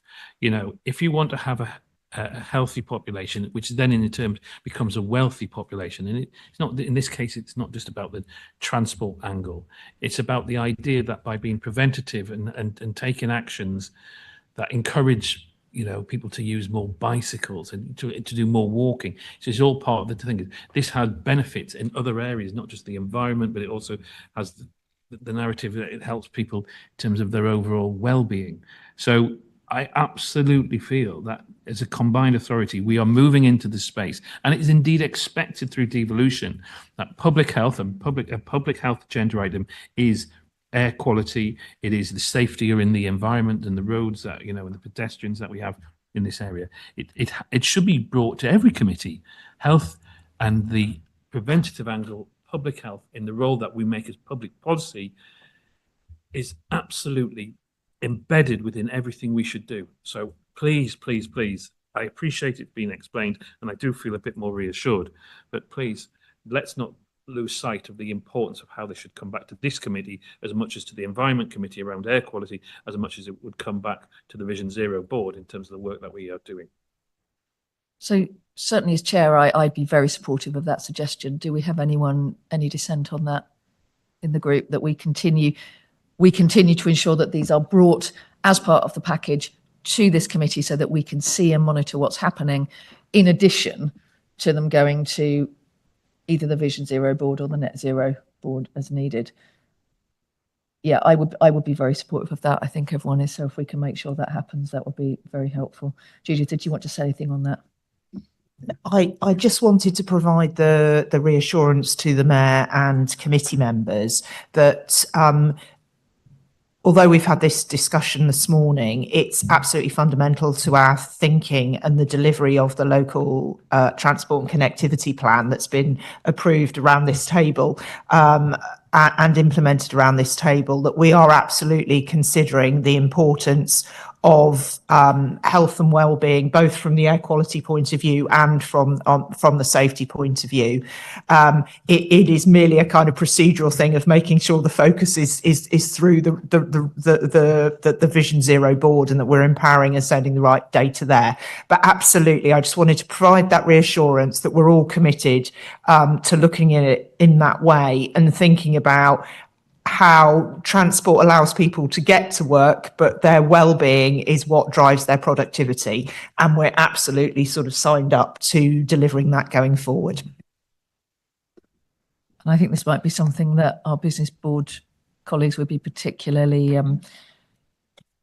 interested in, that sense that transport is a driver for so much of what we do across our region. And we get transport right, we get so much else right as well. So, and the other thing I just wanted to check in here is whether we've got strong enough connectivity, as in digital connectivity measures now. Are you feeling comfortable that we're able to represent that effectively? I think that has the same as the sort of Vision Zero, that it will be picked up by the sort of Connecting Cambridgeshire and the digital side of the work. But again, we can feed them in as sort of extra KPIs as an appendix. I think it is probably the same point. I think we'd really appreciate having that coming forward so that we can monitor that as our Transport and Infrastructure Committee. So thank you. Now, Councillor Shaler, I'm aware you had something else you wanted to say, so I'm going to come back to you. Thank you very much. Yes, that was my kind of the first question. So, and we have a policy on County of Health and all things. So that's why, that one obviously popped out. But to come back to it kind of leads into the KPIs and the new KPIs. Of course, reducing car mileage automatically improves health outcomes because, cars are the most dangerous way to get around. So we could say, and often with these ones, reducing car mileage looks like we're forcing people out of their cars, and that's not obviously what we're trying to do. And it should be very careful in the way that we say it. It's about providing options, providing people with choice. At the moment, we have a system that does force people into their cars. And, a lot of people don't even have that option. So it's about providing that choice. Would mean that people would, if I could go to Alconbury by train, I would, and yet, I at the moment I drive, and, I would choose to take a different method. And the other two that we have obviously is increasing active transport journeys also has the effect of reducing car journeys. So, all of these are together, and then securing biodiversity. So in discussions with our officers and things, we very much welcome these three new KPIs. To go back to the other parts, the rail strategy, I think the scope is the important point here. You know, clearly we need to improve our rail and, you know, the Ely area capacity enhancement. Is that in the scope? The Wisbech Rail, I have to mention Wisbech Rail because I think I've mentioned it every single time I've been here. So are they in the scope? But that we do need to know that. Micro mobility strategy, clearly micro mobility is part of the way that we can give people choice and move around our city without taking up so much space. Our towns get people to those hubs so that they can take part in other modes of transport. But we are hamstrung by the regulatory environment. And so I would ask the question, how are we tackling that? What is the timescale, if we know it, for looking at the regulatory environment for the trials of Avoid trials, but also privately owned ones, and that also the regulatory environment around guided busways. You know, we're still operating from 1975 safety at work. It's clearly transport infrastructure. Where are we with that? And I have to mention the Fen Road strategy because I'm a big fan of experimentation, and we already lead the country on this, as we should, in our unique environment. So thank you very much for that. Yes, and I think all of us who drive on Fen roads are very appreciative of the fact that that strategy is coming through. Is there anything else that Councillor Sharp? Thank you, Chair. A couple of points. I think it was Councillor Seaton mentioned how to measure these KPIs. I've still got concerns about them, I'll be honest. And as I've mentioned, I welcome on page 33 the bit about the Greater Cambridge Transport Strategy is going to work with wider members later in 2025, because obviously I have mentioned here before my concerns, shall we say, about the membership and the makeup of that, because that's where I'm coming from in the KPIs, because there are lots of people from East Cambridgeshire and from Suffolk and farther afield and Hertfordshire and other Huntingdonshire as well, travel into Cambridge, if I pick Cambridge as an example. And so I've got concerns about, without alternatives, then I can't, that's going to be very difficult to achieve. So, yes, that's really where I wanted. There was something else I was going to say and I've just lost the train of thought. Thank you. Thank you. And I think we're picking up some quite key things that we need to be noting in this. There's quite a lot. We'll ask you to come back in just a second, but we're picking up quite a few things that we need to be really clear. Things that will be reported back, that may also be reported to other committees, but will still come back here as part of the transport picture. Reassurances that the measures that are taken to fulfill these KPIs are positive and not punitive ones, and that this will be about creating opportunity, not restricting opportunity, and issues around that travel to work area and how that travel to work area is going to be really key in the reporting around and the monitoring around the Greater Cambridge Transport Strategy. So and maybe if you could just pick up, Judith, on that last one briefly, that would be very helpful. Yes, certainly. So we absolutely are focused on ensuring that post-election, the broader engagement that you have mentioned, as you say, Councillor Sharp, in previous meetings, that we will be picking that up and extending that. Absolutely will take forward the very wise suggestions that we consider the monitoring and evaluation as part of that strategy, to engage not only in the development of the strategy, but also to include in the monitoring and evaluation of that strategy. And perhaps I can just ask colleagues, either Tim or Emma, to pick up the issues of actually how some of that data is collected, and that it does pick up rural areas, which has now been mentioned in a couple of questions, and also just to touch base on the scope of the rail strategy to confirm those two projects are considered. I can pick up about the rail strategy. I'm currently working with Cambridgeshire County Council and Peterborough City Council on the scoping of it. A draft was brought to committee, but there was a lot of comments and feedback. So myself and Robert have been working through it, and we would plan to bring another scope back to committee and send it out to members and all councils for comment before going out and working on it, so that everyone can be happy that the scope covers what's needed. And then just a point on the data, which is partly what Emma touched on previously, is that where we're working with our policy and insight group to understand what's the granular level of the data and whether it's at urban, rural and semi-urban areas. So actually working out how we then provide that, because what I don't want us to do is to get into a discussion about what is urban and what is rural, because we just end up going down a bit of a rabbit hole. So it's around making sure that we get the layers right. And I think that part of the work we need to do with the policy and insight group if we develop the KPIs further. Thank you. Emma, did you? Yeah, and just to add to that, that's where we will bring it back to another workshop to look at the data, the costs, and how we can collect it, so we end up with a final set of KPIs that everybody's happy with.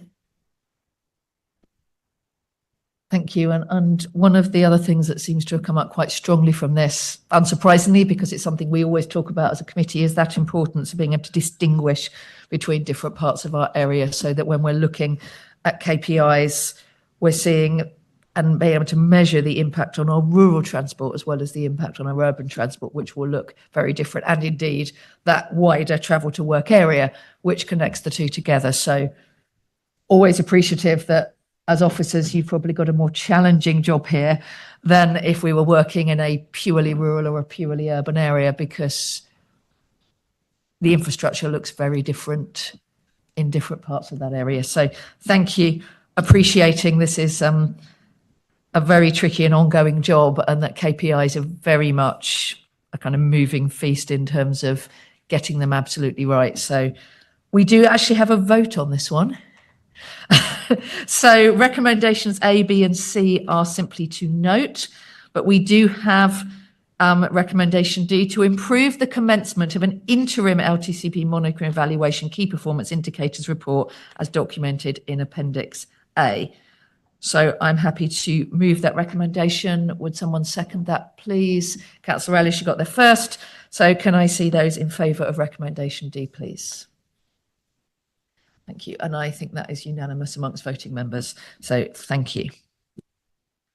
Right, how are we all doing? We okay to keep going? No one needs a comfort break? Mayor, I think would everyone like a quick coffee, or do most people want to keep going? I think most people want to keep going, so I will allow the mayor to exit himself to get a quick comfort break. We've got some water up there. So I think we are now on to item 10, which is the active travel update. And Yo Higton, our active travel lead, will be introducing this report. Yo.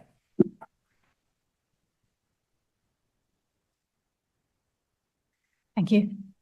This paper provides an update on the Active Travel Community Grant, which details can be found in Appendix 1.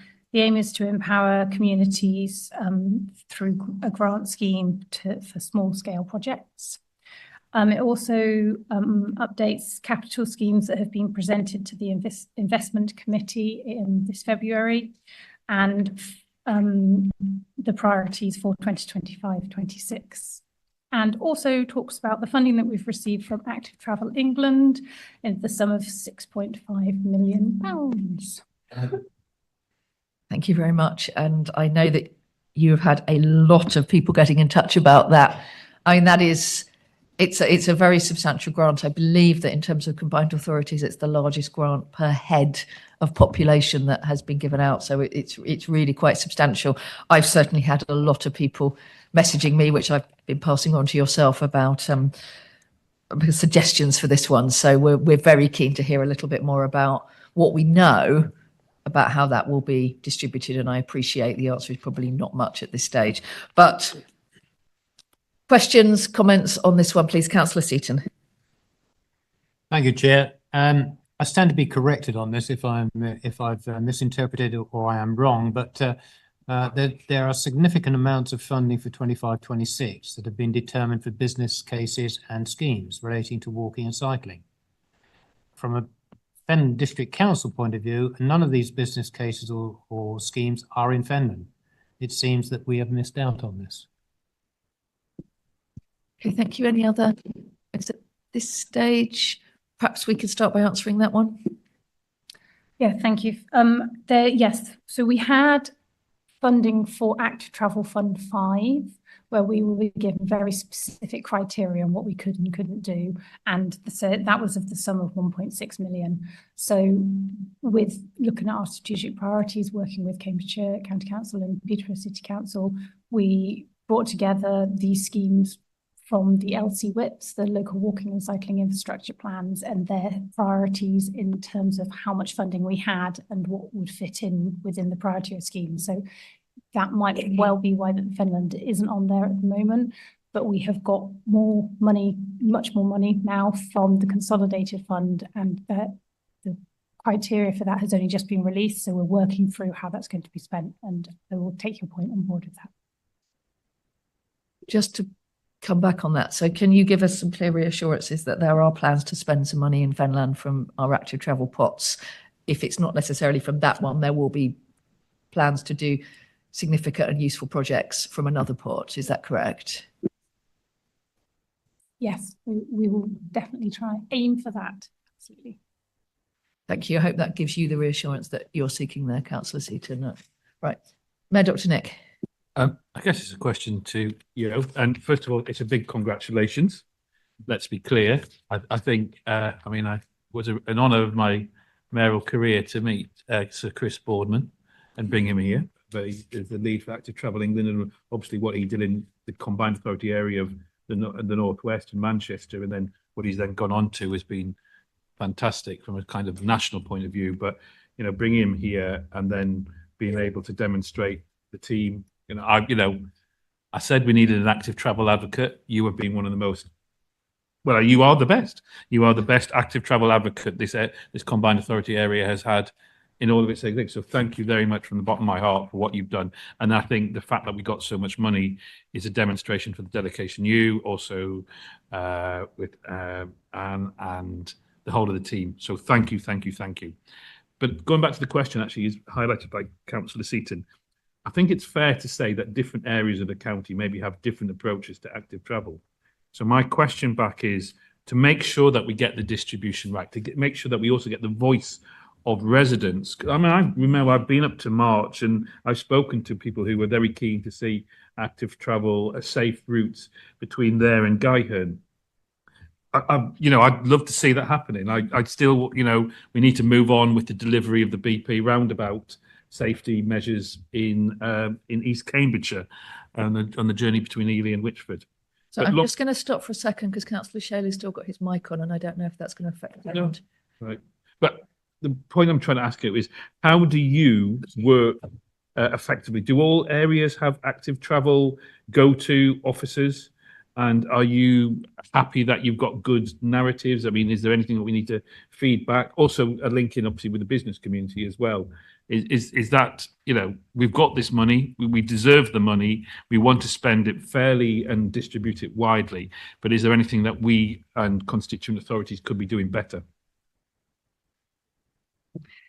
Thank you, Nick. Yeah, absolutely.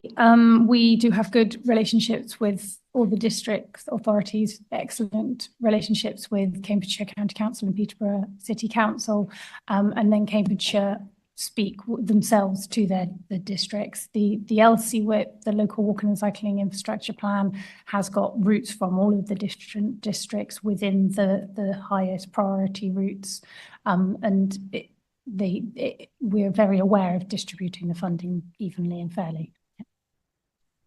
I know Tim's got some additional information he wants to bring on that. And Tim, would you like to come in? Yeah, so just going back on Councillor Seaton's point, but also Mayor Dr. Nick Johnson's point around the funding element and across the board, is going forward, part of the paper does outline around the community grant and actually the opportunity is for those grassroots and the bottom up and those issues to come forward. So yes, we do have the work that Joe and Contingent Council are working together on the LC WIP, but actually this gives the community grant. It gives the community the opportunity to come in and say, yes, we want the X, Y, and Z in our area. So that is a real opportunity for across the board, across the region, for people to actually access funding going forward.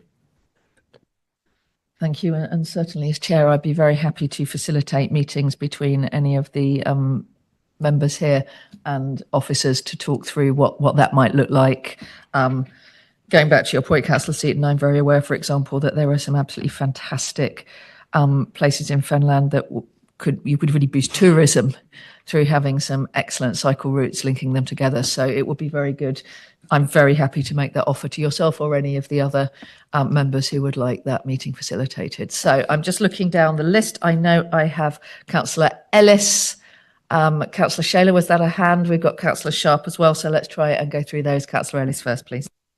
Thank you, Chair. I really welcome the update around active travel, and in Peterborough, it's key the funding that we're getting for things like the new cycling and pedestrian routes, Thorpe Wood, which is under construction now, Thorpe Road, Crescent Bridge, and things like Cuckoo's Hollow, but also the other things like the school streets, the safety aspect of it, which we would talk about on another subject about the cameras.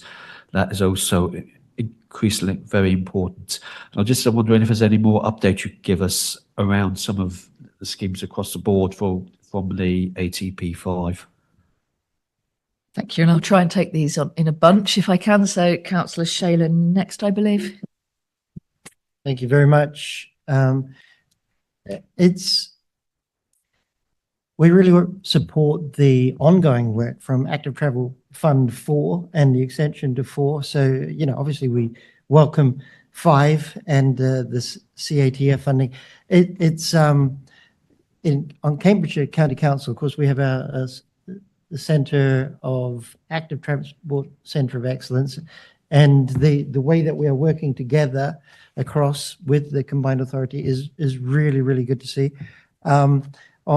There are obviously opportunities in Wisbech. We've been working to remove some of those barriers on the routes through from one place to another. And I just want to mention the fact that active travel miles travelled in the different areas of Cambridgeshire, Cambridge comes out top, Fenland is second on that. So it's very much an active travel area. And so as far as I understand it, this is going to be open for work in the future. And in the different parts of our county, anyway, we're at different stages of development, but all of it needs to come along. And I just want to mention, yesterday we passed on the Highways and Transport Committee our prioritization for maintenance of active transport routes. And this, an A and B road type route for active transport routes. And again, this sort of thing fits together, and it's not only about the routes that we have, but the routes that we want. And it's, again, building for the future. So fantastic stuff. Thank you. I can see we're going to end up with some suggestions that we overlay our active travel routes onto the network map as well. Councillor Sharp.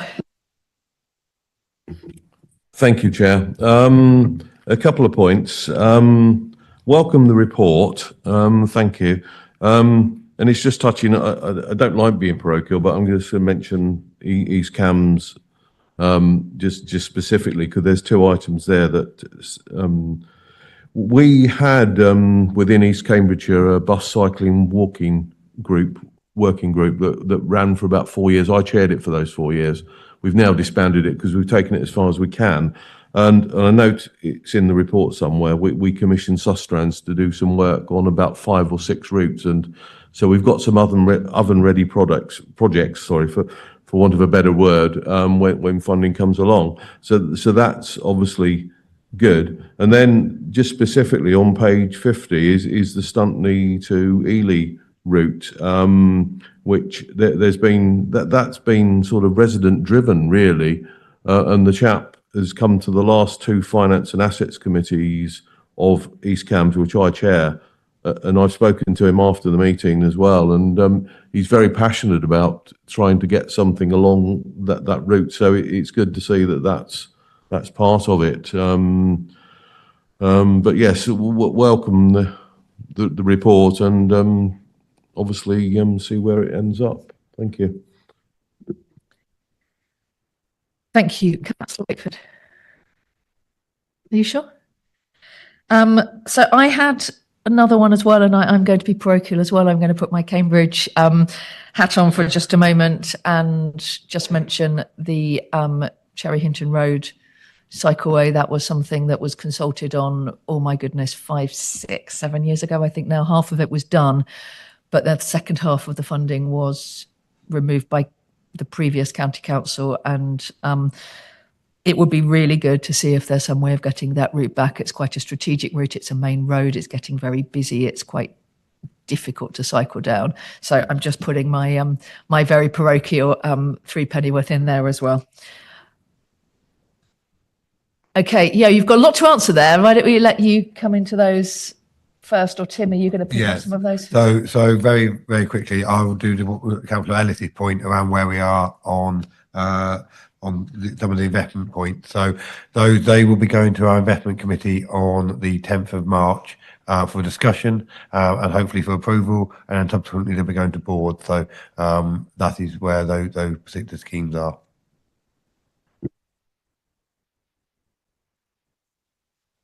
Yeah, thank you. There was lots of really positive comments there, so thank you everybody for that. Lots of specific comments about the individual schemes. Not really sure of any particular questions for me to be able to answer, but I appreciate that everybody is seeing what we're trying to do and move forward.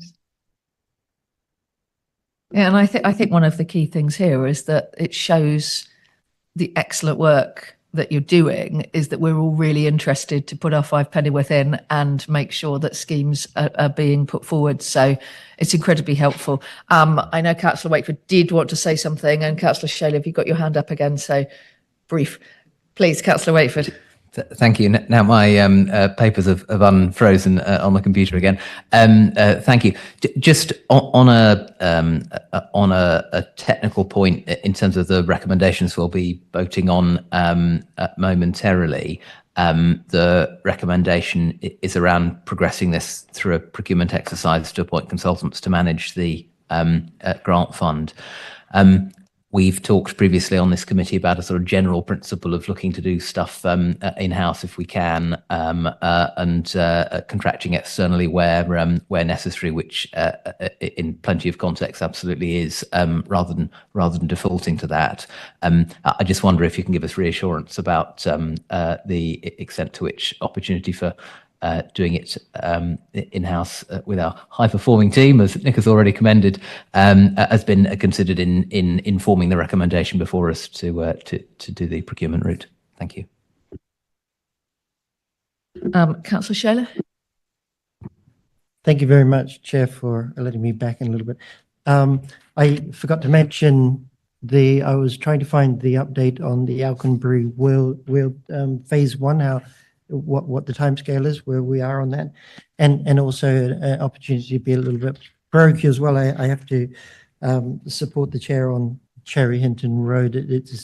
And that part of east of Cambridge is really coming into fruition as far as active transport routes, and I would encourage not only working with the county but also with the GCP, and also on Mill Road as well. That is advancing in terms of bus and active transport routes, and I think we really need combined authority input on the overall schemes on that part of the city. It would be very, very welcome, I think. Thank you very much.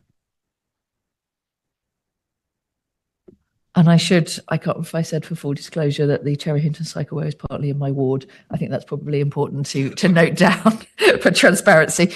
Do we have any other? So I know, Judith, you wanted to come back on that kind of bigger picture, and then whether there's anything else we need to come back. And I was quite keen to come back to you at the end around what we know about that new fund as well and how that's going to be distributed. But Judith. Thank you. Yes, I'll let Yo answer the questions about Sherry Hinton Road, Mill Road, and also to refer again, just drawing out the key points about the active travel strategy and the work that we're doing with county colleagues on that. I particularly wanted to just respond to Councillor Wakeford's point regarding why we're commissioning this work externally. I think that's really for two reasons. One, as an officer team, we're a small officer team, and I think it's really important that we keep that strategic oversight role.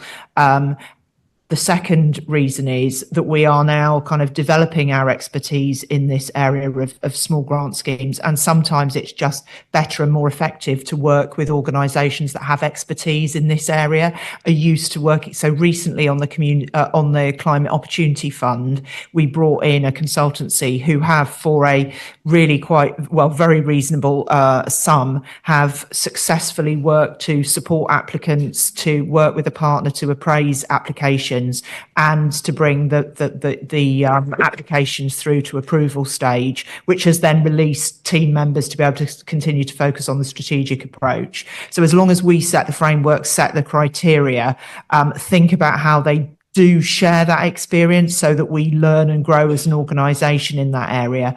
I think it's important. It's worked effectively there, and I hope we work with colleagues in the same way. Thank you. And I'll hand back to you. Sam. Just quickly for Sam. Yeah, if I may on that, just to say that I'm more than reassured, Judith, that's really helpful. I think it's just to give us that reassurance, and indeed we are doing similarly in HDC in terms of some of our active travel scoping for exactly the reasons you've articulated, but that's helpful for us to be clear about. Right, yeah. Thank you. So in terms of the outcome re-wheeled phase 1, I cannot off the top of my head remember the exact stages, but I will be able to pass that information on to you at a later date. In terms of overall schemes, working with GCP, working with council, you've already noted that we work very well with the active travel team, but we are working closely with GCP as well in terms of their routes and making sure they're all lined up. And we also spoke about the active travel routes being overlaid over the top of the bus routes, which I have already contacted Andrew about to make sure that also happens. So yeah, we're wonderful. And I can really see digital is going to help here, and being able to put the different bits of routes on there and have a look at it. It'd be very exciting. Lots of questions there. I'm sure lots for you to take away.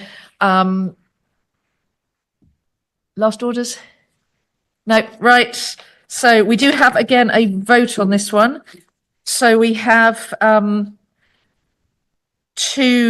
we have a note. So recommendations A and C are just to note there is no vote required, but recommendation B is a simple majority of voting members. I am just going to summarise this one because it's quite long. So this is basically about the delegated authority to move forward with the next part of the active travel community grant application work and making grant funding agreements. So I'm happy to propose that. Do I have a seconder? Councillor MacDonald. Can I see those in favour, please? That's all voting members in favour. That's Dr. Nick, sorry, are you? Right. That's all voting members in favour. So now we are moving on to item 10, which is the strategic gateway review of the Ely to Cambridge corridor study, and Matthew Lutz, Transport Programme Manager, will introduce this report. Matthew. Thank you, Chair, and good morning, Committee. The paper seeks to provide an update on the Ely to Cambridge corridor study, with a particular focus on the strategic gateway review that is currently underway following an update to November's Transport and Infrastructure Committee. The Combined Authority has engaged ITP, who are an external independent consultancy, to conduct the gateway review, and the emerging findings were delivered to the Combined Authority in February, and we have included these within the paper. The final report is due in April 2025, so next month, and will be presented to a subsequent tick. But in the meantime, when we receive the final report, we will share that electronically, because obviously the next tick is a little while away. That's all. Thank you very much. Questions or comments on this one, please?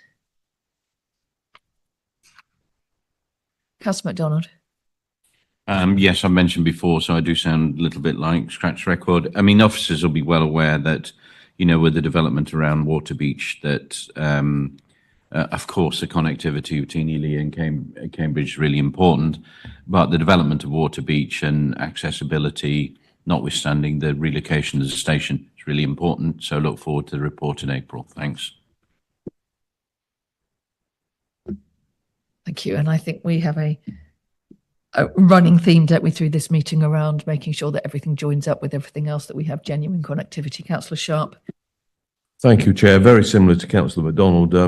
Welcome. Looking forward to the report in a later version of TIC, whatever we look like in June. But obviously, there's not much more to say on the report, really. Thank you. Does anyone want to pick up on either of those two things? Judith, are you wanting to go first, or Matt? One of the interesting emerging findings, I think, is that there's a recognition for a realignment of its objectives, and the scope for the Ely to Cambridge corridor was first developed quite a few years ago, and I think now this is an opportunity, or the report suggests that it's a good time to just revisit the scope and the remit in terms of not only how local initiatives and developments have progressed, but also against national objectives. So yeah, I think that fits in with that perfectly. Thank you. Judith. Thank you. I think one of obviously, as colleagues will be aware, we're working in other parts of the authority on the local growth plan. And clearly, part of that is considering constraints to growth, as well as things that enable growth. And obviously, connectivity is a key part of that. So one of the things that we'll be doing, we haven't yet, unless somebody in the room knows differently, we haven't received a remit letter from government that sets out exactly what is required in terms of that local growth plan. But obviously, the progress of this project and this review will need to take into account that remit letter. So we will do that. That may cause that may mean that the report's delayed into May, but we'll keep that under review to make sure that we're considering how this critical piece of infrastructure fits with that critical piece of work that we're doing in co-producing that document with government. Thank you. Councillor Shaler. Just a very brief question or comment. The corridor, Ely to Cambridge, clearly shouldn't be seen in isolation. And to date, I haven't really seen analysis that look at the traffic that feeds into that obviously confined space. Coming from north to south in the county, for instance, there is the B1050 from Somersham South is an alternative, but it needs to be brought up to spec. There are various other parts, including train travel north and south, and that go further than that corridor. I just urge that we look at this corridor in the whole, the feeders into that, and see it much more strategically. Thank you. Thank you. And that feels like a prompt for me to get on one of my stuck record things, which is about, can we please ensure that the Milton interchange is in scope, because you can't just potentially put more volume on a road and then end up with a very crowded interchange at the end of it that is not in scope, but is going to cause significant traffic problems. So very much want to make sure that we are considering that as part of the picture. So as part of the Gateway Review, stakeholder interviews took place, and I think points that you made, Councillor Shaler and Councillor Smith, were both raised with the consultants. I think they are reflected in the report as well. Thank you. That's really helpful.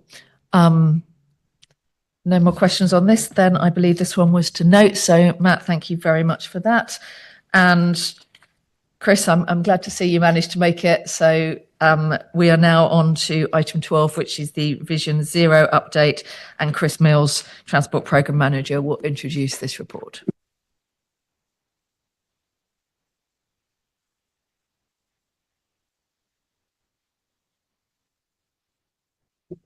The one in the middle. Hi, thank you. Good morning. I seek to give an update to the committee on the progress on Vision Zero. Firstly, we had our fourth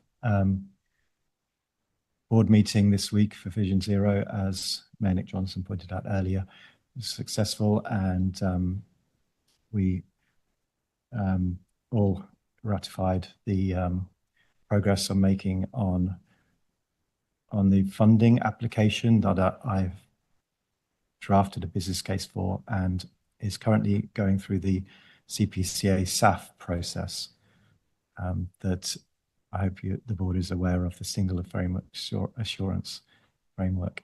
And the details of the note shows the funding request that is currently going through the board, the process. Is there any questions on the details of the funding request? Thank you, Chris. If you can turn off your mic, that would be great. And I did want to say thank you very much for the work you're doing here. There is such potential in cross-agency working, because so many of the issues, as we talked about earlier, are cross-cutting across all our agencies, and very grateful for the work that you are leading here, that cross-agency work on road safety. So we have Councillor MacDonald, we have Councillor Wakeford. We'll start with you, see who else wants to speak. Thanks, Chair. Just a couple of comments. So, overall, this is arguably one of the most important things that we do, because it's literally life-saving.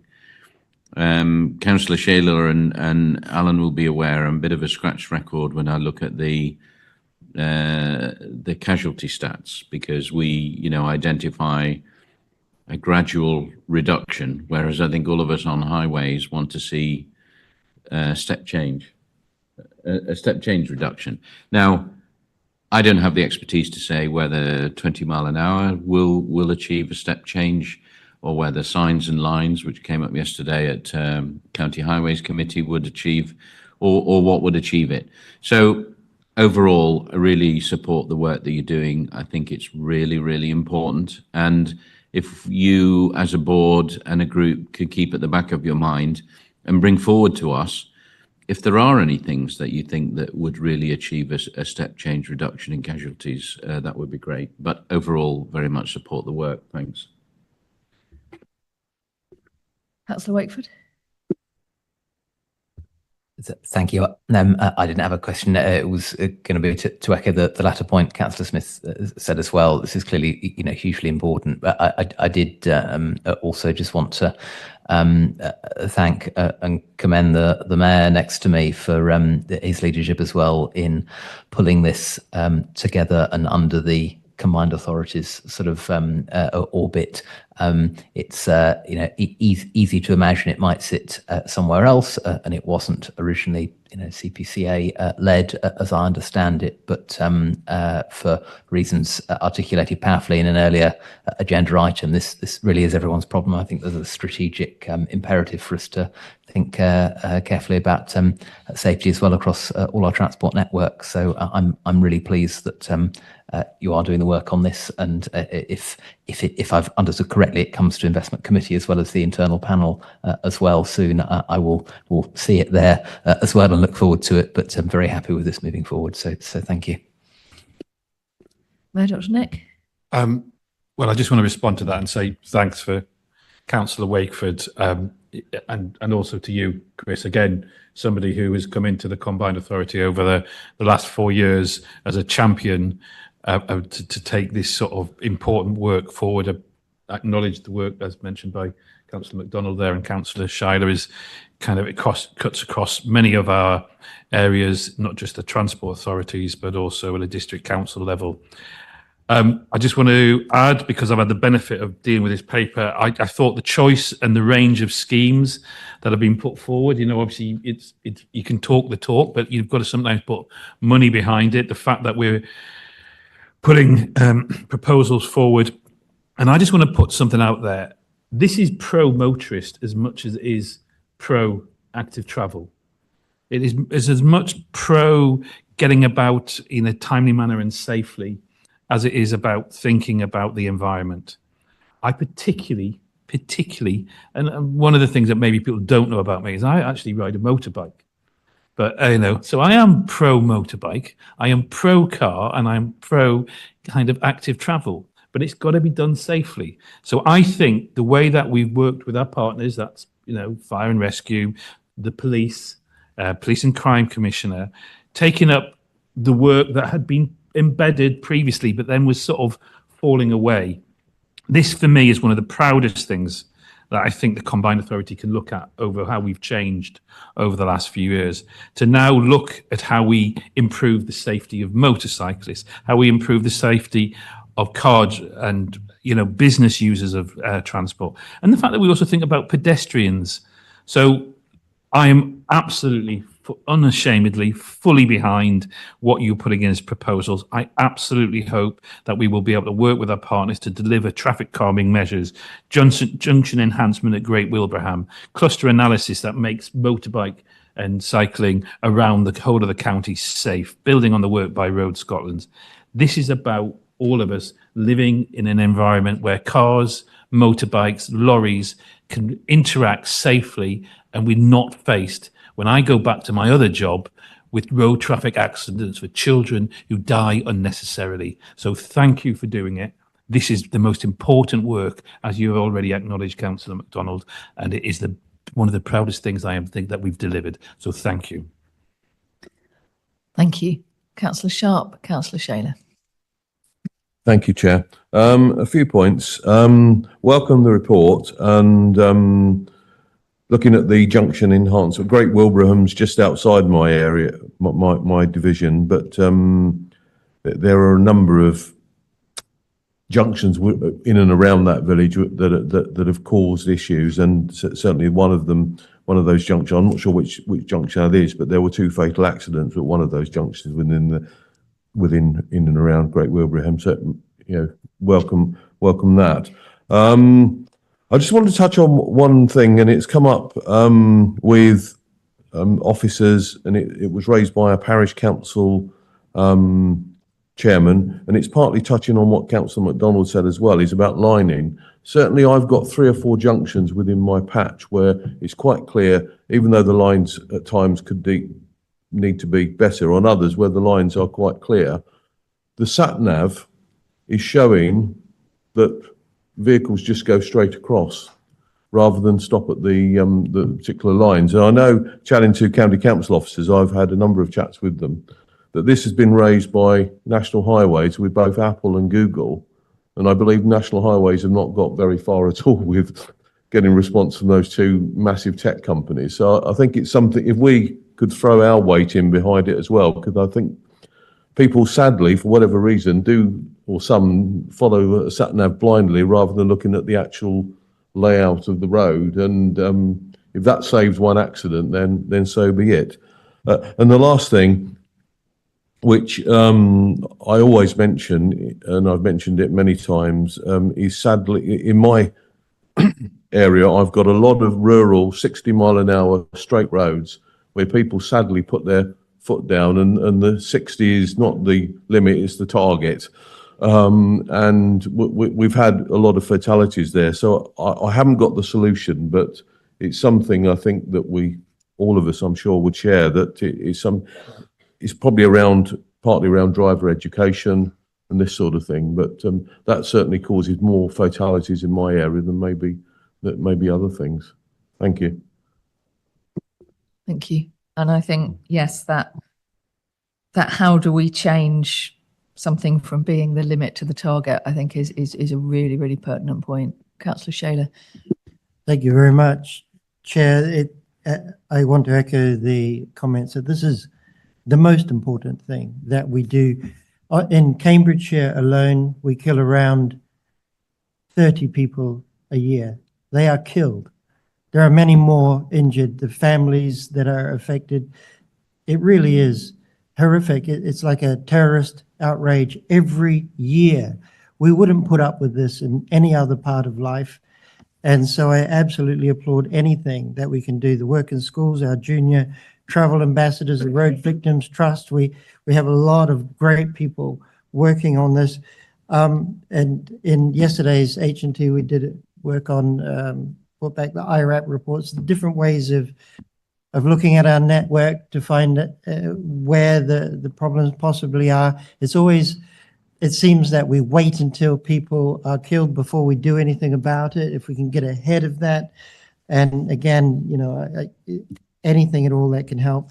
I just want to very quickly mention the tragic injuries that were caused yesterday on our guided busway.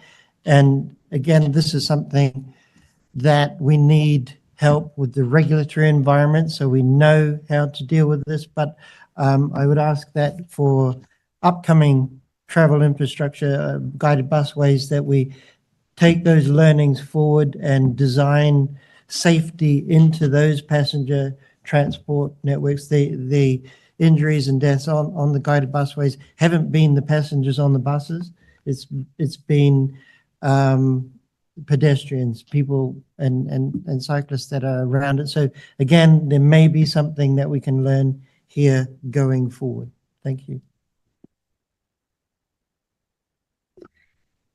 Thank you. And I was going to mention that at the end, but as you've raised it, I will say now that for those of you who aren't aware, we've been informed by the County Council, and it is in the news as well, that there was a serious incident on the guided busway yesterday with a young pedestrian being seriously injured.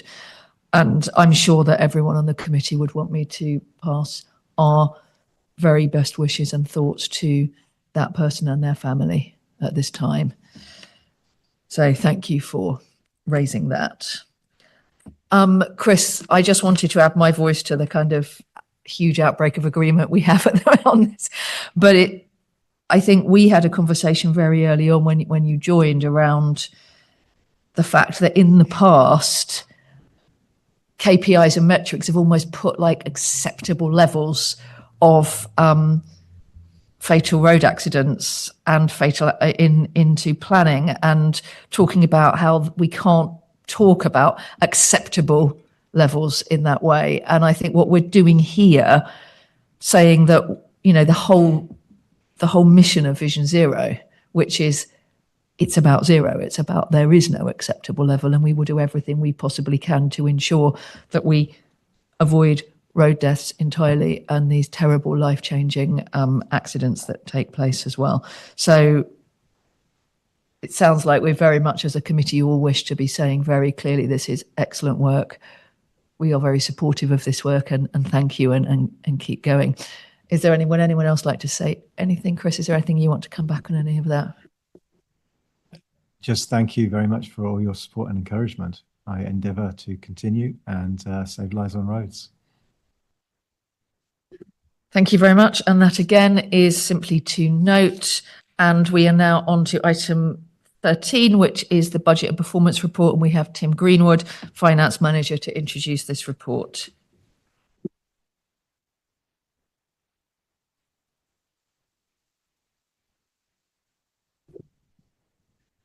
Thank you, Chair. This report is for up to the end of the third quarter of the financial year. It shows you spend against budget for that period. It also shows an expected forecast of where we will be at the end of the financial year.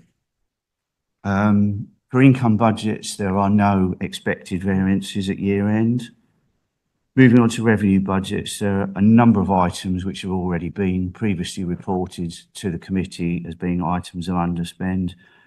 Those being the Tiger Pass, bus services budget, concessionary fares. All of these budgets had previously been reported as an underspend, but as we've gone through the year and through this monitoring process, figures have been revised. Now we're saying that the Tiger Pass, there will be a further £1 million underspend. For bus services, another 1.4 million underspend for various reasons, for needing to retender contracts, delays in procurement. Concessionary fares as well, the estimate has been revised and a further £1 million has been identified there. These underspends will be added to the Transport Operational Reserve as agreed by the CA Board. There's one area where we're expecting an overspend. That is in the area of the local fare cap. Initial estimates suggested that the cost of that would be around about £1 million. Following receipt of the first claims from companies, we're now thinking that would be in the region of 1.6 million, so £600,000 overspend there. This would be funded by first call on that reserve that I've just talked about. For the capital programme, again, a number of areas that are identified in the report where we think there are going to be slippage. Those projects have been delayed for various reasons, and some of the spend will slip into the next financial year.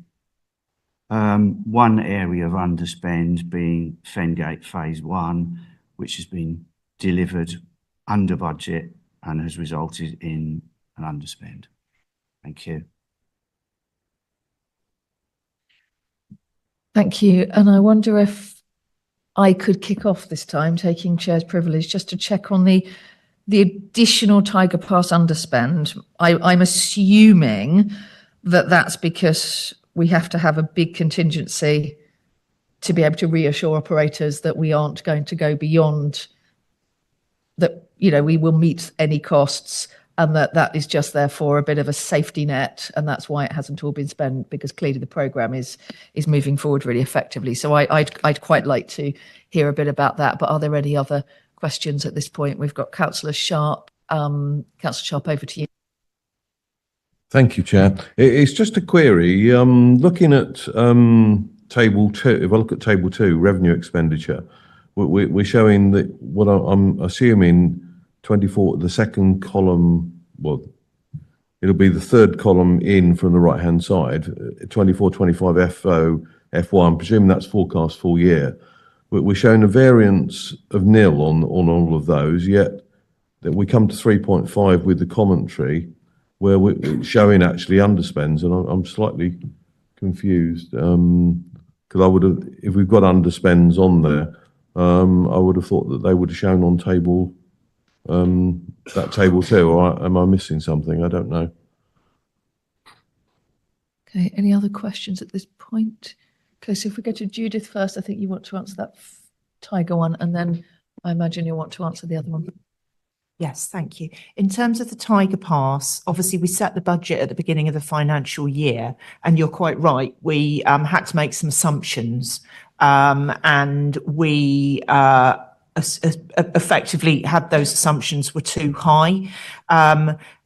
However, part of that was around the actual development of the scheme, which in the end we were able to roll out with much less cost in the system than we had anticipated. So effectively, we have rolled out a successful scheme with less cost, and that's why you're seeing the underspend, which is a positive outcome on this occasion. And I'll hand over to Tim to explain the column. Thank you, and that's really encouraging to hear. Thank you. Tim.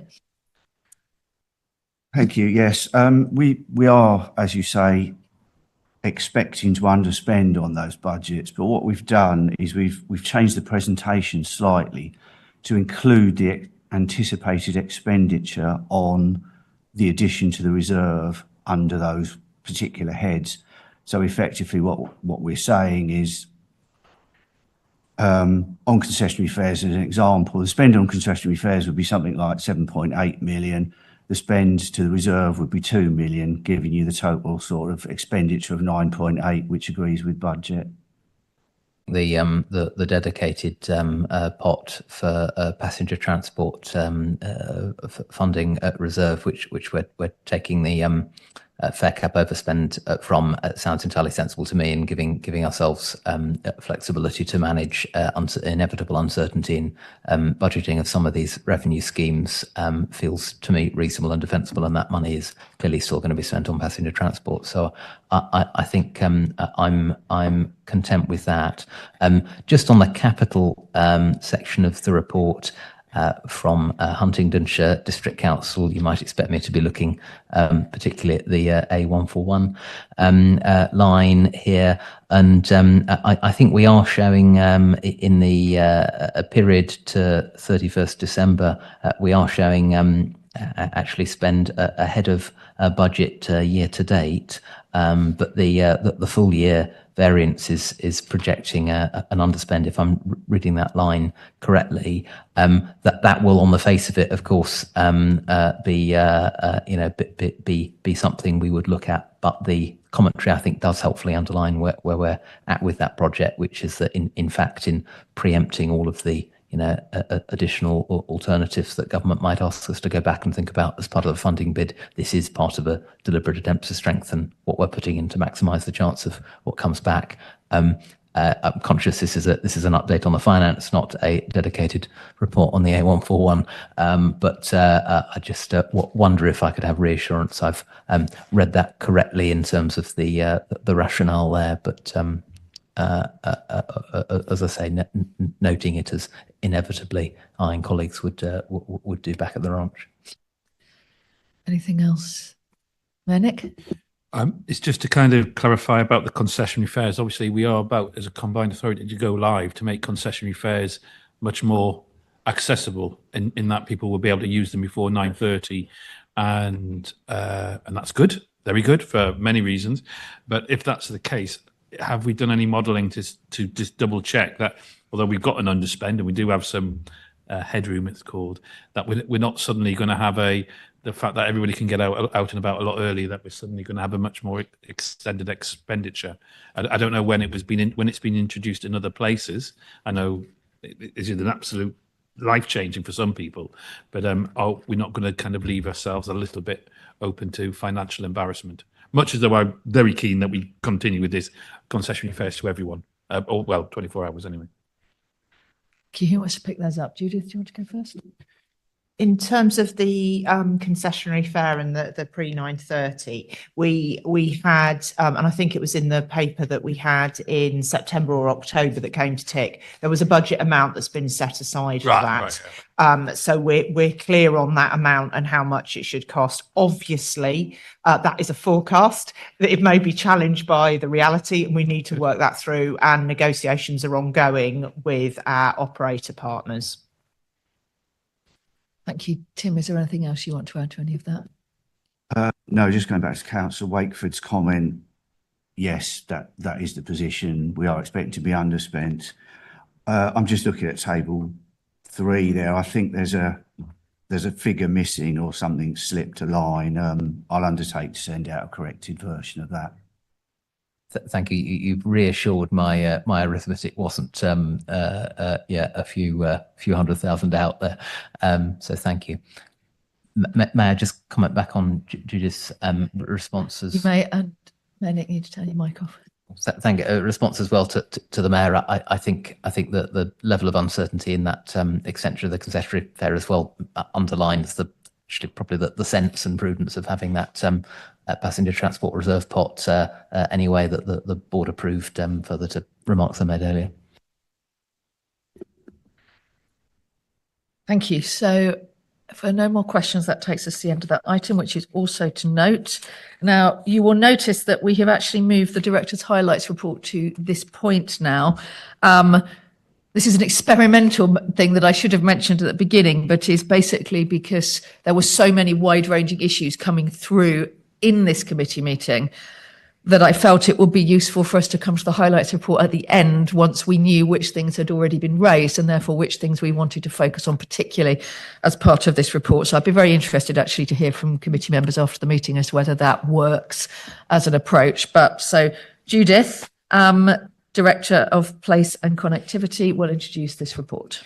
Very briefly, members, I'm just going to pull out 3 points.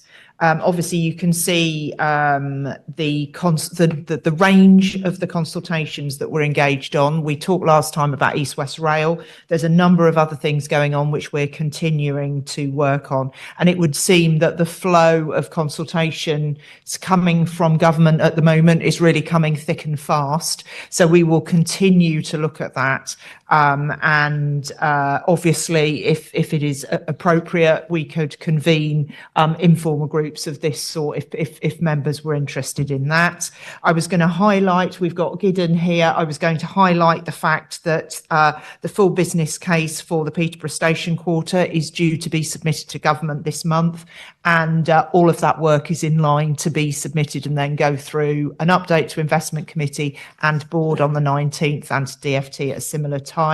You will also note the progress, the discussions that have been held with Fenland District Council on making sure that we discussed, as we did at the last meeting, the importance of looking at the scope of that work in order to make sure that we really understand what we need to do to contribute to a stronger benefit cost ratio for that work. And I'm really pleased to be able to report the progress and outcome of those conversations with our Fenland colleagues to this meeting today. I'll leave it there, Chair, and happy to take any questions. Thank you. Questions or comments from the committee, please? Councillor Shayner. Thank you very much. I was quite excited to read the part about Great British Railways and the ways that we can improve that service as a service, not more narrowly as profits for broken up companies, perhaps. And also the part on Wisbech Rail, it is encouraging to see that the case is now being a little broader, and because there are obviously many more impacts. I would ask that also an aspect of placemaking and community, as well as the direct economic impact of that, be assessed for Wisbech, because I think a town of that size, a railway has a cultural benefit as well. Thank you very much. Thank you. And as you mentioned, Wisbech, Neil, I think, Judith, it might also be good to reassure on this item that there are a variety of influencers on a benefit cost ratio that are listed. This is not in any way an attempt by the Combined Authority to recommend any of those influencers, but just to note them down as a very factual piece. Councillor Ellis. Thank you, Chair. Just like 3.5, a Transforming Cities Fund, I'd like to welcome the decision to reallocate the underspend from the A1260 budget to the Signet Bridge. Signet Bridge is a key bridge between two growth areas, Fletton Quays and the embankment where the university is. And to be able to help fund that is very important and welcomed. And also I see there's further budget there for things like Safer School Streets initiative, which is extremely important as well. Other questions or comments? Councillor Seaton. Thank you, Chair. It's just on item 3.3, the Ralph Butcher Causeway. I'm sure that you'll be aware that there's been a lot of resident concerns over this for quite some time now. How confident are we? We say here remedial work is planned to start in May 2025.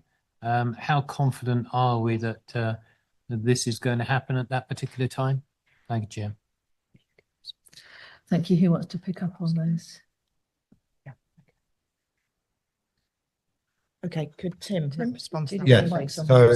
So just on the King Dyke, so Anna Graham in my team is working closely with county on that, and that is, as we have got as much confidence as we can at this stage on that. Things obviously may change going forward, but we have got as much confidence as we can in as that, and also we are engaging project boards, etc. And liaising closely with county colleagues on how to take that forward. Thank you. And any other? I mean, as it's a county managed project, I wonder if Councillor Shayla, have you got anything else you want to add in from your perspective from county on that one? Oh, thank you very much. Yes, I could. This is a long and painful process and for a piece of new infrastructure. And there has been some disagreement with Jones Brothers in the way that this has happened. And this is something that obviously started before we came here. But I understand that the technique will be nailing, and that is putting long spikes into the top part of the embankment to stop the spreading. It looks like from the preliminary information, and we didn't just rely on Jones Brothers' own studies, but it looks like this will actually fix the problem. It is a defect. It is not something that we need to pay for. It is within the scope of the project. And but unfortunately, within that, we get no compensation for the misery of travellers in the area, and that is a shame. Thank you. Thank you, and that's very helpful. Councillor Seaton, will you want to come back on that? Yeah, only to say that, thank you for that, for Councillor Shayla. It has caused considerable misery and concern, and you're quite right. It is unfortunate that there is no compensation for the problems that it's created over quite a long time now. And yes, whilst it is down to Jones Brothers to correct the defect, which it certainly was, that's why I was concerned about how confident we are that it's going to happen. Thank you. Thank you. And yes, it certainly it's not just makes travel more difficult, it's also very worrying for people. And I think that's another core bit here. And I think it's clear that as a committee, we're keen to, if there's any pressure that we can exert to support the discussions that county are having, I'm sure we as a committee would be keen to do that. So let's make sure that that is noted. Anything else on this report? Okay, so we are kind of nearly at the end of the meeting. We only have 2 items left. So we have the Transport and Infrastructure Committee work programme. That's item 13. Does the committee have any comments or questions on that? My numbering has gone awry on my briefing note here, number 15. Thank you. Does anyone have any questions or comments on that one? Okay, well, before we move on to date of next meeting, I'm very aware that there are several people in the room who will either definitely not be at that meeting or don't know whether they'll be at that meeting or not. So I thought it might be a good moment to just take a brief pause. This will, we know, be Mayor Dr. Nick's last Transport and Infrastructure Committee.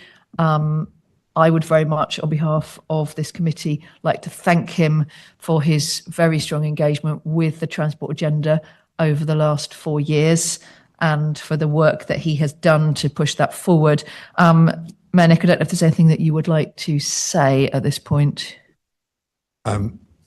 Chair, thank you for your chairmanship of the group as well, but it's appreciated. Yes, it is a difficult one when I look at all these papers and I hear about plans for the future, and knowing that maybe no guarantee I would have been here anyway, but knowing that there's so much enthusiasm for some excellent projects, be it Vision Zero, be it active travel, be it about road improvements, be it about what we want to do with the bus network.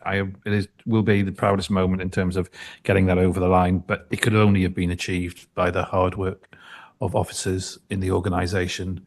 The Combined Authority has changed massively over the last 4 years, and I'm delighted that even though this is the time for me to say goodbye, I will take a very active interest in what happens in Cambridge and Peterborough transport system going forward. It goes without saying, and particularly the buses. But I just want to say a huge thank you also to the board, the business board representatives from the Constituent Authority. The fact that we could agree, as we did, about franchising as one was an important part for me in terms of the idea that if you really care, compassion, if you cooperate, you work together, and then you deliver for the community. So that's what I stood on 4 years ago, 3 Cs. I go out on 3 Cs. So thank you very much. And my appreciation to all of you. You will be forever in my heart. Thank you. And I would like to give some thanks from myself as chair as well. This is the last of those of the meetings in this civic cycle. And I am one of those who doesn't know what I will be doing the other side of May. So I just wanted to say it's been an absolute pleasure. I'm feeling quite emotional, so I'm going to try and hold it together, but it's been an absolute pleasure to chair this committee. It really has. It is a committee that always exerts significant challenge and scrutiny, but always in an incredibly positive way. I think we have a large amount of agreement on where we want to see things going. And what this committee does is consistently ensure that we get there in the right way. And I am hugely appreciative of, I'm very proud actually to work with such a great group of people. I'm also really proud to have had the opportunity to work with such a fantastic officer team as well. They are superb. They work extremely hard, and that's our transport team, but also the wider team that support this committee. What we see coming through this committee is a fraction of the work that is done by what is actually a very small transport team. And I know that I've said it before, so we really are in stuck record city today, but I sometimes think that many of them, they must have cloned themselves, because I don't see how they managed to get quite as much done. So it's been also a pleasure to be able to work with such a fabulous team. And also, I would say thank you to the members of the public who engaged with us in such a positive way, also with public questions and other engagements. I'm thinking particularly of some of the campaigners that have come here, bus routes that we now have in place because people have come into this committee and made their case, for example. So it has been an absolute pleasure. And I hope that this committee will go from strength to strength and continue to have that vision and that challenge as everyone moves forward. So, Councillor Ellis, you wanted to say something too, Councillor Wakeford. Thank you. I'd also like to thank Nick Johnson, all the work he's been doing as Mayor of Cambridge and Peterborough, which I've known for some time. I've only been on this committee a short while, really, since August, but I'm also I'd like to thank Councillor Anna Smith, her chairmanship of the committee, and the way this committee has pushed forward some really important things for Hove, Cambridgeshire and Peterborough. Things like the bus franchising, the work being done on the station quarter in Peterborough, the proactiveness about that, and all the other active travel routes and other schemes and safety. Of course, we were talking about that today.